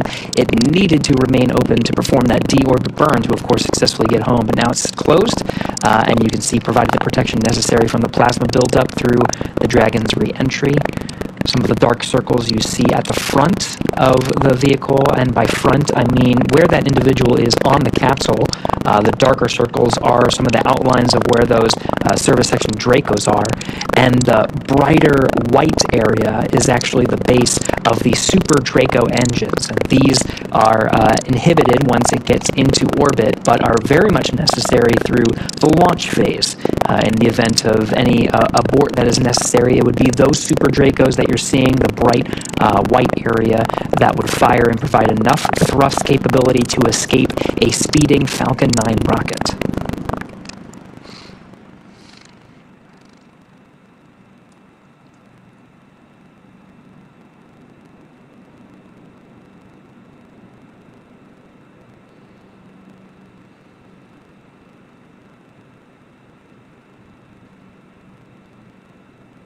Once again, we can see the recovery vessel Megan making its way closer and closer to the Dragon Endeavour capsule, which has splashed down off the Atlantic coast of Florida. We can see the recovery team in the fast boats that have now approached the Dragon capsule. They are in the process of rigging it up with the necessary straps and equipment that will be utilized for right there. That is the actual the Dragon's nest that we will be lifting the Dragon capsule onto. The lifting mechanism, it's kind of hard to tell right now, but that almost house-like structure over the end of the aft end of the boat will actuate downward, and then the straps will be used to lift the Dragon capsule, and then the whole thing will actuate back into the orientation that we see it here to help secure, or to place it and to secure the Dragon capsule in that nest. After the capsule is placed in the nest, they will then just roll or translate the nest forward to where the platform is that we will actually be able to see the recovery team open the side hatch and eventually have Crew-6 egress or exit from the capsule. So if you look through the back there, you can see the capsule. That's that white speck in the background there in the darkness behind Megan. Yeah, you can actually see the distance now. It's becoming much more clear. Space recovery vessel was designed very much with Dragon in mind. Of course, that hydraulic lift bringing it onto the Dragon's nest, and that platform, Kate, that you were describing, it allows for access right at the right spot, right in front of that side hatch. The side hatch will be facing right towards the camera. That will allow when that Dragon nest comes in towards that platform, the crew on board recovery vessel Megan will have access to that side hatch to go ahead and open that. All 4 crew members will remain seated throughout that process, but the Dragon side hatch will be open, and the recovery teams will take the Crew-6 astronauts and cosmonaut out one at a time. Yeah, you mentioned that this vessel had Dragon in mind. You couldn't be more correct. When SpaceX acquired this vessel, we actually have 2 of them, one for Atlantic operations, one for Gulf operations, and both of them are pretty identical. They all each have a lifting mechanism, a nest. We basically designed the interior and exterior of the vessel to accommodate efficient and speedy operations for Dragon recovery. In addition to these physical recovery assets, there are also medical bays where each crew member will get a quick medical checkout by the flight surgeon after egress, as well as a helicopter deck that in some instances is utilized to have the crew depart from there. So it is definitely a bespoke boat, if you will, a vessel for these Dragon recovery operations. And it's quite necessary because we want to make sure that these operations are as efficient as possible. We don't want to leave the crew in the water or in the capsule any longer than they need to be. So we really try to make sure that this is as efficient as possible. And certainly this vessel, both vessels, because like I said, they're pretty much mirror images for both the Gulf and Atlantic coast operations. We make sure that they are as smooth as possible. And we're just about 23 minutes from the time of splashdown. Again, that splashdown time, 12:17 a.m. Eastern Time, 9:17 p.m. Pacific. So we're already closing in on the vehicle. The recovery teams at this point, just to do a quick recap, have done initial checks of the spacecraft to make sure there was no hypergol leaks, any hazardous gases or materials, just to do a quick sniff check and make sure that the spacecraft was safe to approach. Once that was cleared, we saw some individuals on the Dragon capsule outfitting it with the rigging necessary for those straps you see on recovery vessel Megan. That hydraulic lift will bend forward and be attached to the Dragon capsule and be lifted off right onto that beautiful, perfectly Dragon-designed little disc you see on the Dragon nest. That's where Dragon will rest very comfortably to allow access to the crew. So that has happened over the past 24 minutes or so. And we are making great progress right on the timeline for the recovery ship to arrive. Dragon, SpaceX, be advised we're transitioning the forward link over to the recovery vessel. Comm will be unavailable for approximately 5 minutes. SpaceX Dragon top.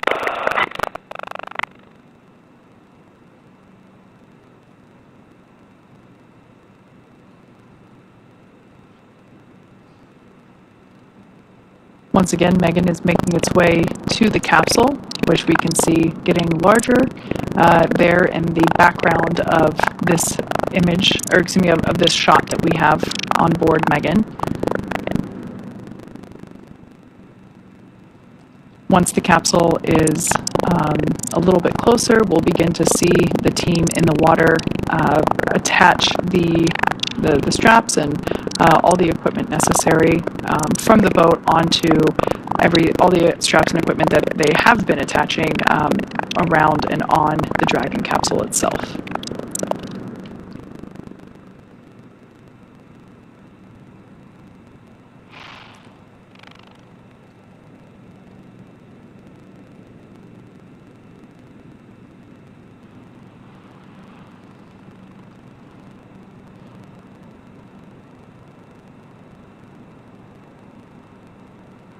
We can see the recovery team member, who is the individual that basically crawls around on top of the capsule itself, still on there.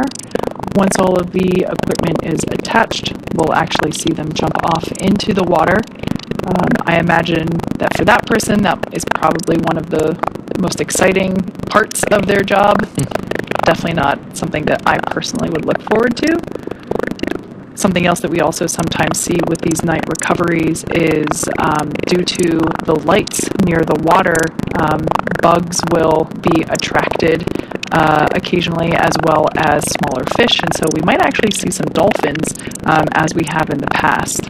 Sometimes they come out because the hunting is maybe a little easier with them attracted to the water surface with all the light. Obviously, we need lots of light to ensure safe operations as we're progressing through these recovery steps.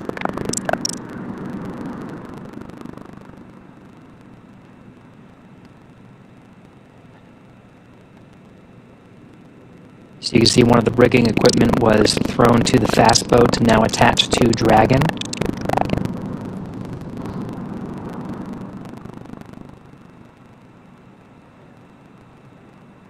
Again, this is on a hydraulic lift that will safely lift a Dragon capsule out of the water and onto that disc you see at the bottom of your screen. The recovery forces here have trained time and time again for this operation, have a good sense of what to do in this particular scenario. This is one of the better case scenarios for Dragon. We talked about it landing in a stable 1 configuration. That would be lifting the capsule off when it's upright.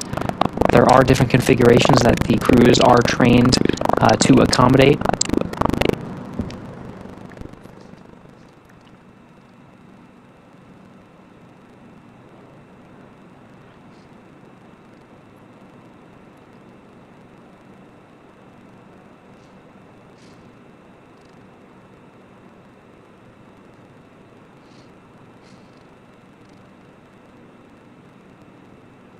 As we mentioned before, the Dragon capsule is soon to be lifted onto the recovery vessel Megan.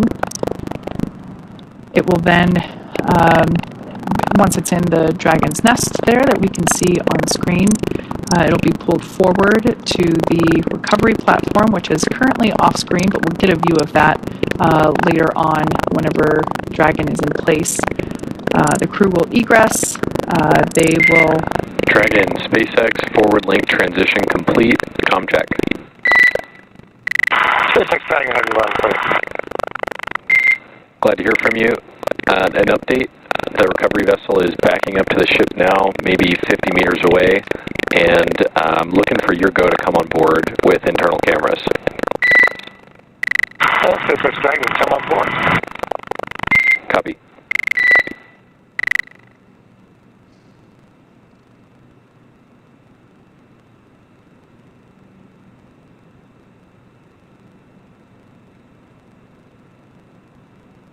At this point in time, rough estimation for crew egress is anywhere between 15 to 30 minutes, depending on how additional safety checks pan out, and how quickly we can get the team, or excuse me, the capsule onto the recovery vessel that you see there.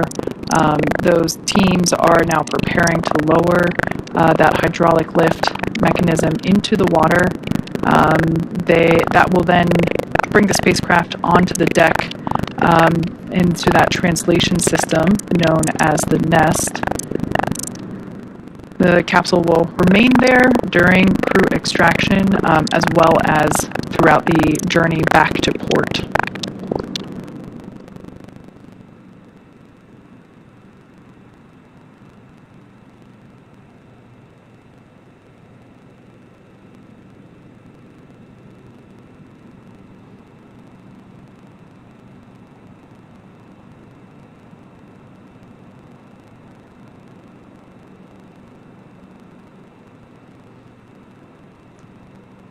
So one of the lines of the hydraulic lift has now been thrown to the rigger. The hydraulic lift is now moving into position, moving forward. This is the position that allows the initial lift of the Dragon capsule out of the Atlantic Ocean and then onto the Dragon nest. Dragon SpaceX rigging complete. Approximately 5 minutes until capsule lift. SpaceX pilot copies. We'll be waiting.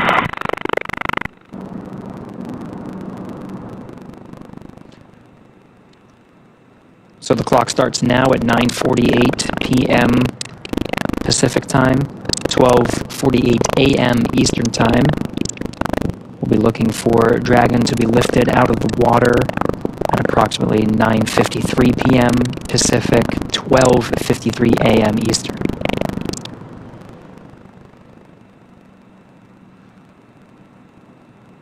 Right before the Dragon capsule is lifted out of the water, we'll see that recovery team member who is currently still standing there. He's actually standing in the bucket where the main parachutes were located during Dragon's flight. Obviously, those buckets are that bucket is now empty as we deployed the main parachutes. But we will see that team member jump off and away from the capsule just prior to the capsule being lifted out of the water. Dragon, brace for capsule lift. There they go. SpaceX Dragon will brace.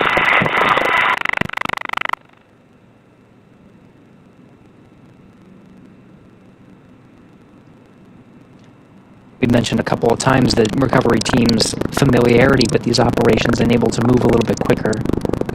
They prepped the crew for about 5 minutes of capsule lift. That happened in just a couple of minutes. And it looks like we are starting to see the capsule be lifted out of the water. We can now start to see the heat shield. Dragon now in the air, the hydraulic lift being activated and will be utilized to center Dragon on the nest there at the aft end of the vessel. I love this view because you can see the state of the heat shield. It did such incredible work during atmospheric re-entry.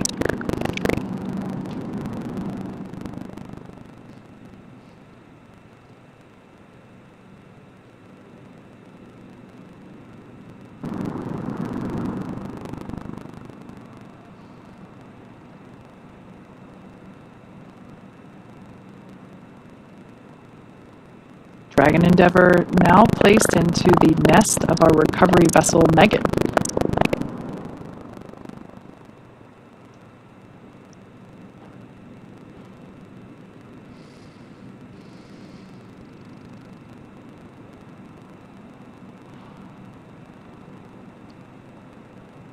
Here's our first view inside the Dragon capsule after they made their splashdown.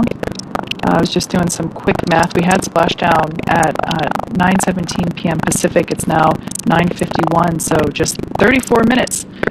That's like a pretty efficient recovery operation indeed.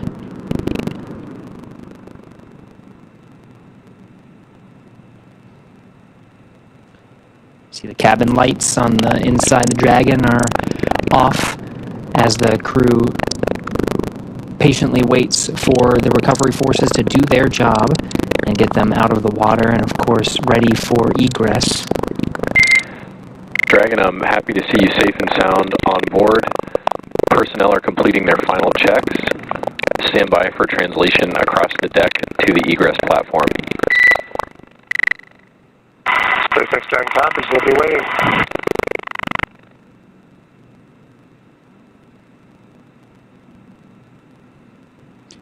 And that translation that was mentioned is a physical movement of the Dragon nest, the view you're seeing now. The capsule itself will be moved further inwards into the recovery vessel, where there is a platform waiting, and you can sort of see in the middle of your view of Dragon, there is that nice square feature. That is the side hatch. When the Dragon nest moves into the recovery vessel towards that platform, it allows the recovery teams that are on that platform to perform the operations of opening the hatch. The teams you've seen so far have been responsible for the rigging and the operation of the hydraulic lift to bring the Dragon capsule onto the Dragon nest. Now they'll hand it over to the teams that will get the Crew-6 astronaut and cosmonaut safely out of the capsule. Yeah, it's important to note that all 4 crew members will be getting assistance from the recovery teams while they exit the capsule. You know, it's the same process for any returning crew from a long duration mission. And it makes sense because returning to, you know, our environment here with gravity can really wreak havoc on our bodily systems, and especially those that are responsible for balance and control. So we will be providing assistance, but I'm sure we will be seeing smiles and thumbs up along the way. Yeah, that's one of the main reasons. Of course, we've been talking a lot about the operations, but really we should mention the science.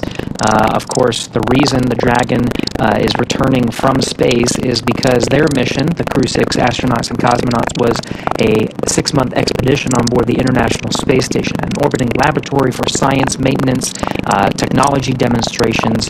It's the lab that allows gravity to be taken out of the equation, and you can find some new and interesting things about many different parts of science: physical science, biological sciences, and of course human sciences.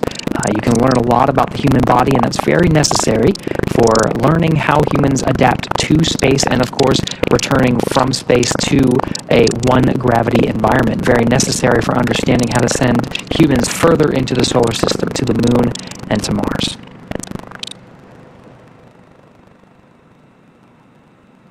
So we're now standing by for translation of the Dragon capsule to the recovery platform.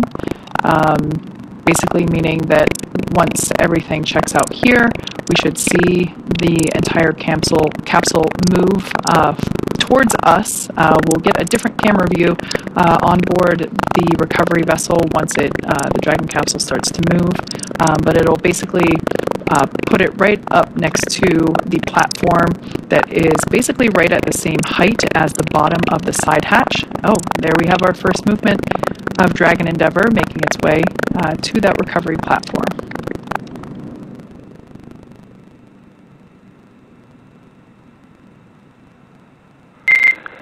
Dragon, I'm noticing the cabin lights are off. I'm wondering if you had them off specifically for re-entry. SpaceX Dragon, we did, and you turned them on us. We're enjoying the nice calm lighting. Wait, turn this hat on again. Good. We're enjoying the lighting. We have to see what's going on outside this way. No worries on the lighting. Fine with the lights off. I imagine your re-entry was pretty amazing. Side hatch opening should be any minute now, and I think that's about it for me working with y'all tonight. It's great to see you back. Steve, Woody, Sultan, Andre, happy to have you back home safe. And we're happy to be back, and we look forward to catching up with you again real soon. Take care.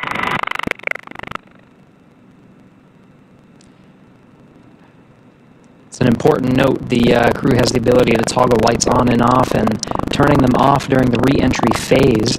There are those windows that we've been seeing. All right, Dragon, I know I said goodbye. I'm back, and I'm wondering if you can indeed turn the cabin lights on for the recovery team to come inside. Absolutely, we'll take care of that. And they're on now. So we'll be seeing those lights turn on here momentarily, but again, they've been off in this configuration, so if you're trying to imagine what the crew was experiencing during re-entry, it was with the darkness, but there are those windows on the Dragon itself, and through the plasma buildup, they were able to see some of the plasma come through the windows and really get to experience the full experience that is re-entering from space into the Earth's atmosphere, and just sit back and relax and enjoy it. Yeah, that also makes sense given that it is dark out, and you know, for them to be able to, where possible, see the recovery operations happening outside. Yeah, same reason why as kids, we're not allowed to turn lights on in the car when mom and dad are driving at night because you can't see very well outside. So that makes a lot of sense. But we did ask them to turn them back on just so that we're able to help the crew egress. And once the side hatch is open, the flight surgeon will be the first person to poke their head in and just do a quick thumbs up scan of all 4 crew members to make sure everything is good. But what we're doing right now on the outside of the capsule, we're doing additional safety checks. We saw momentarily some of the recovery team, they had face masks on.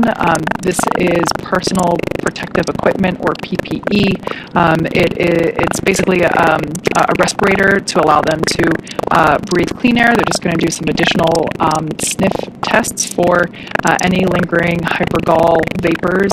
Once again, the onboard propellants that we use, nitrogen tetroxide and monomethylhydrazine, are toxic if we come into contact with them or we breathe those vapors. So just once again ensuring full safety for the recovery team on board, as well as the crew as we prepare to open that side hatch. We want to make sure that none of those vapors are lingering. Side hatch, if we get these views from the inside, we'll also be able to alternate from the outside, is now open. You see the recovery team is open and waving to the crew. First humans that the Crew 6 has seen on the ground in 6 months. Looks like we got some fist bump action, thumbs up. Seems like the crew is in pretty good spirits after their journey back home. We're not getting audio, but I am getting reports that on the recovery ship there was a big round of applause from all the recovery team on recovery vessel Megan as soon as that side hatch opened for the crew, congratulating them on a successful mission and successful return home.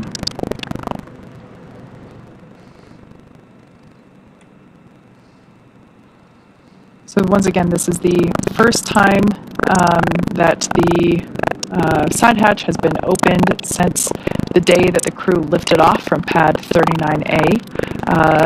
This side hatch is not utilized while they are on station. We use the forward hatch, or the hatch located at the top of the Dragon capsule, for ingress and egress to the space station. So this is the first time that the side hatch is open, and like you said, Gary, their first breath of fresh air since their departure. So we'll also see the SpaceX recovery team, perhaps they already installed it, but I think they did. It's a protective casing around the side hatch. As we mentioned before, we do reuse these capsules. This is actually the 4th flight for this particular capsule, so to help make sure that we protect the hardware as well as the spacesuits themselves, we want to make sure that that side hatch has a little bit of protection. So there's a small piece that they put around the edge to help protect it. Looks like we're getting some initial photos of the crew's return while continuing to secure that side hatch. Make sure it stays in the upright position while the crew is making their way out. Again, we will be providing assistance to all 4 crew members as they egress, as returning to our 1G environment, our 1 gravity environment here on Earth can be difficult after spending so many months in space. Once again, this crew lifted off in very early March, so they've certainly been enjoying microgravity for a while. It's important to note all the team members it takes to perform a successful recovery operations. We have specialized personnel out to drive the fast boats and secure rigging equipment, operate the hydraulic lift to bring Dragon onto the Dragon's nest and move it into position. Now we have specialists that are dedicated to understanding the Dragon's systems, successfully opening up the side hatch and knowing the insides of the Dragon vehicle to basically unbuckle the 4 crew members from the vehicle and start bringing them out one at a time. We of course have medical personnel on on board with medical facilities on board as well to provide standard checks and test the health of the crew, make sure they're feeling good. And then, of course, Kate, you mentioned there is a helipad on the recovery vessel itself and a helicopter stage. So after the initial medical checks, the crew will be able to get a very quick ride home to the Florida coast, where they'll hop on a plane and make their way back over to Houston for further testing and, of course, to see their families, who will be eagerly awaiting their arrival.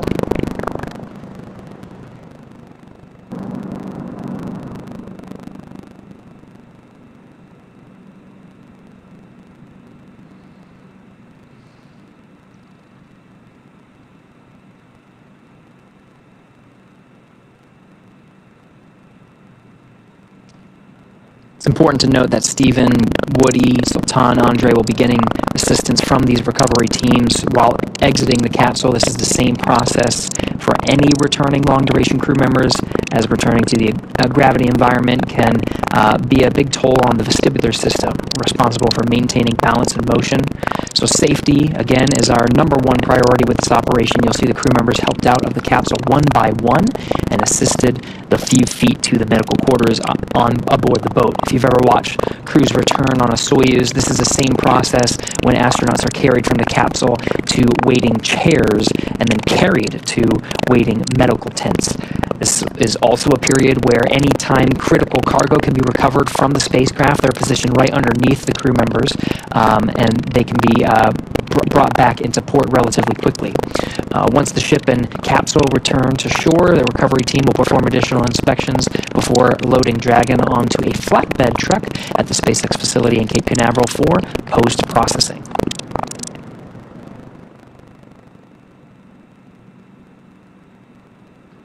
As part of the effort to make sure that there's a bit more room for crew egress within the capsule, we are currently detaching and removing the footrests that we saw attached to each of the 4 seats inside Dragon.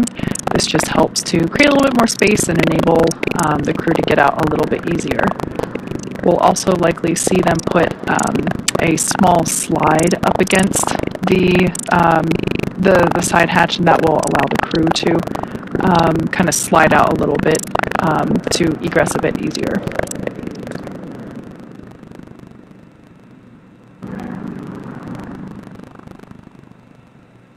Yep, there's that slide. It's like they've done this before. Yeah, we've done it just a few times.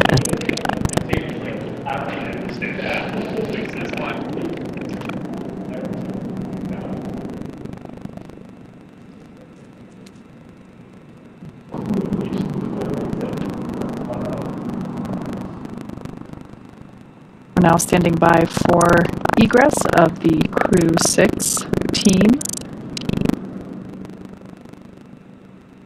Very happy to see Steve, Woody, Andre, and Sultan back on planet Earth.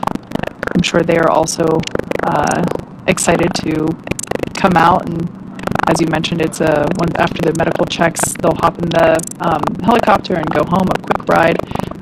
So I bet they're all getting really excited for the opportunity to see their families really soon. And of course, the change of gravity from microgravity to 1G can be taxing on the body. So throughout that whole process, through the medical checks, through the helicopter ride, the plane ride, the crew will have facilities and will have the ability to rest through much of that journey. As, of course, this has been a taxing journey for them, and they'll have well-deserved rest along their journey back home to Houston.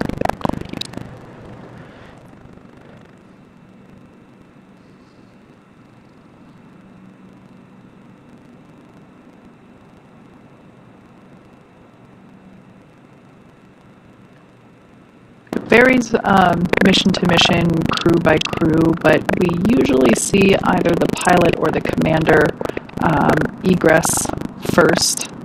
So with this view here, Commander Steve Bowen is in that left seat, and Pilot Woody Hoberg is in the seat on the right. To Woody's right is Andrei Fedyaev, and to Steve's left is Sultan Al Nayati. So usually it makes it easier if the center seats are vacated prior to the two mission specialist seats, but it really varies crew to crew.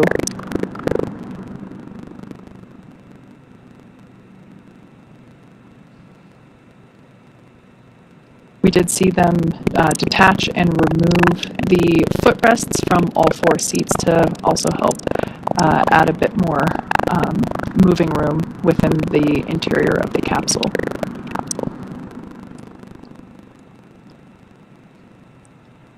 There's a series of checks, so it's not as easy as just unbuckling and getting out of your seat. The seats, of course, and suits are designed with human spaceflight in mind.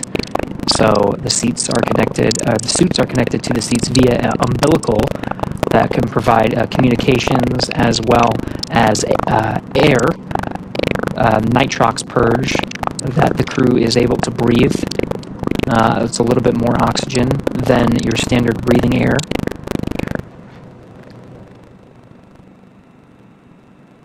And so there is some technical specifics to get them egressed. So it is quite a process. We're just standing by for them to get out of it. Does look like Steve will be the first out.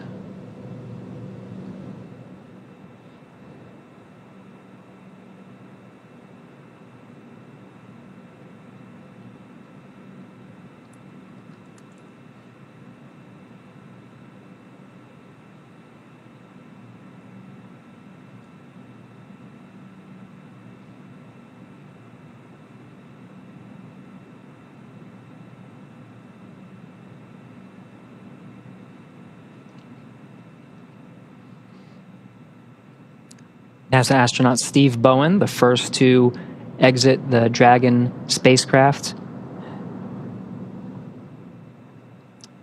I think I see a big smile on his face.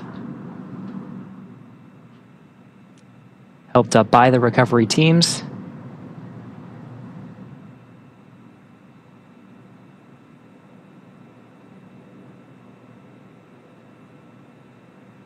Now being seated in a rolling chair to help move him back to the medical bay, where he will get a quick checkout with the flight surgeon. And again, this is standard procedure. We can see some applause happening on deck. Looks like our pilot, Woody Hoberg, will be the next to egress.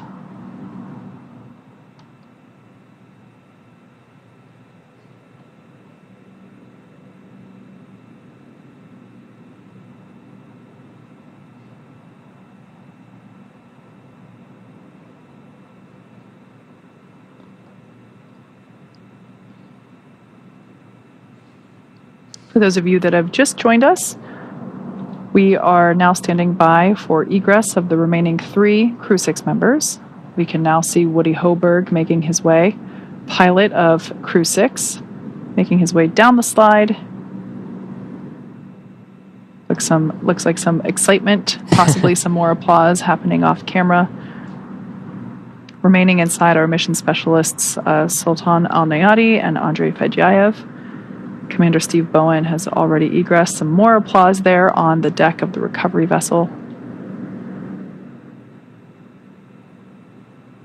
Dragon splashed down just under an hour ago at 9:17 p.m. Pacific, 12:17 a.m. Eastern. So just under an hour ago, they made contact with the ocean surface, and here we see them now egressing and beginning the last steps before being able to make their way home. That's right. The 2 NASA astronauts have exited the Dragon spacecraft and are now in the medical facilities as part of the standard procedures and checks necessary before they board the helicopters and take the flight back to shore. Of course, there are the 2 mission specialists left in the capsule. If they follow standard procedure, it should be Andrei Fedyayev that we see egress the capsule next.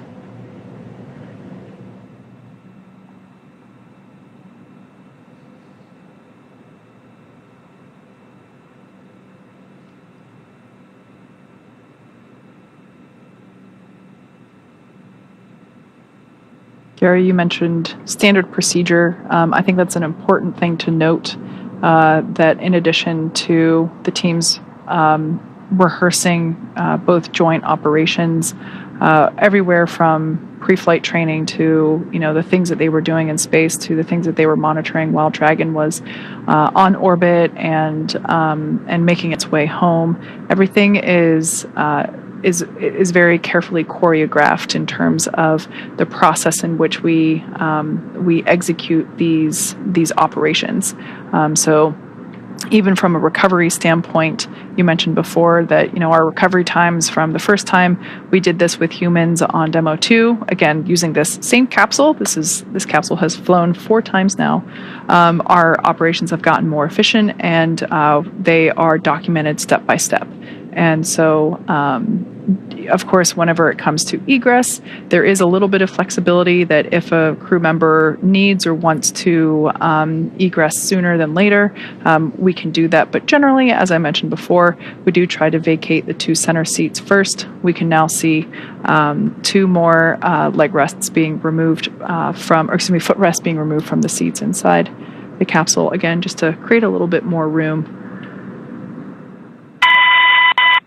Yeah, you mentioned the efficiencies, Kate. We're inside of an hour now, and this is from the moment of splashdown at 12:17 p.m. Eastern. It's now 12:17 a.m. Eastern, rather. So it's now 1:14 a.m. Eastern, and we're seeing the 3rd crew member egress. So we're just an hour, really, after splashing down that the crew is able to set foot on the recovery vessel.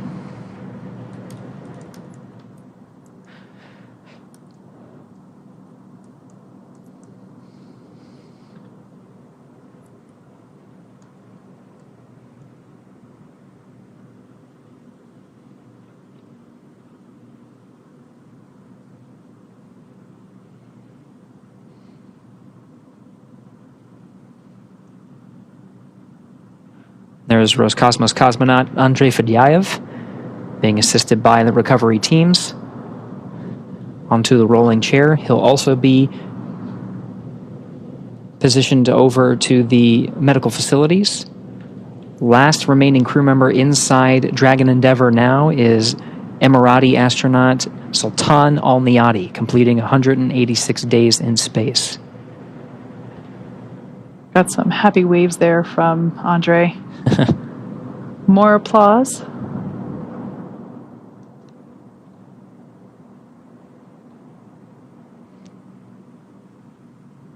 And the last footrest being detached from Sultan Al-Niyati's chair.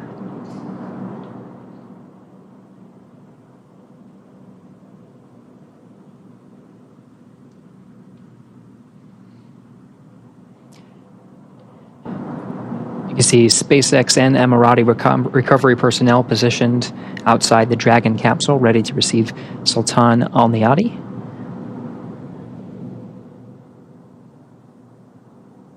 Again, he is the last remaining crew member inside Dragon Endeavour.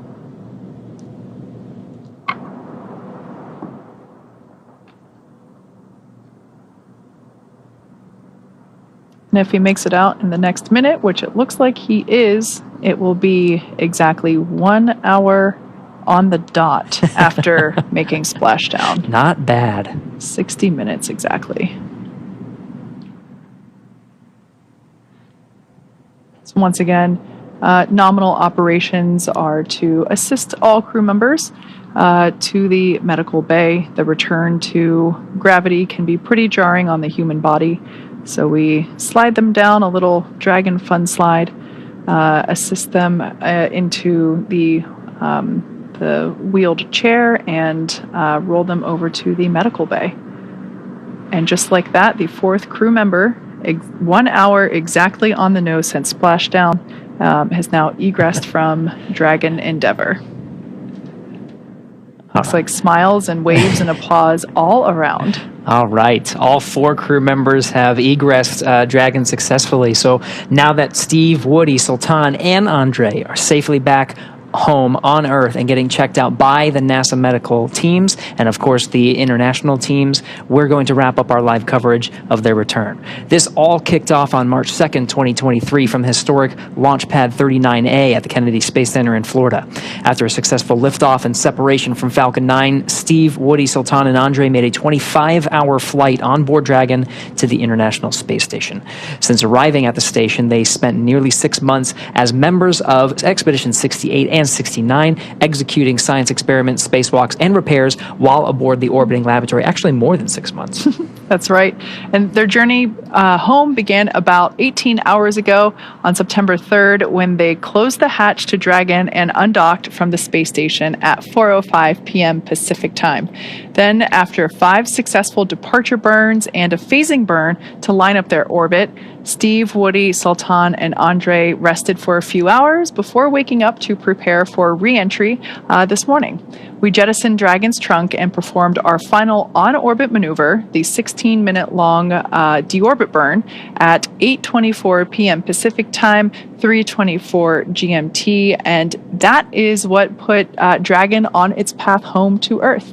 The spacecraft re-entered the Earth's atmosphere and slowed its descent with successful deployments of 2 drogue parachutes, followed by 4 main parachutes, and with final splashdown occurring off the coast of Florida near Jacksonville at 9:17 p.m. Pacific time, 4:17 GMT. Following that successful splashdown, we saw the SpaceX recovery experts move in really quickly and prepare Dragon Endeavour for its lift onto the recovery vessel. And just almost exactly an hour following splashdown, we saw Steve, Woody, Sultan, and Andre make their way out of Dragon and into the recovery ship's medical facilities, safe and sound. So after the medical facilities and medical checks, they'll catch a helicopter flight back to shore where they'll transfer to the aircraft that will take them home. Steve, Woody, Sultan, and Andre will take a NASA plane for the short flight back to Houston, and later Andre will fly back to Russia and Sultan to the UAE. They'll be reunited with families to bring an end to the mission.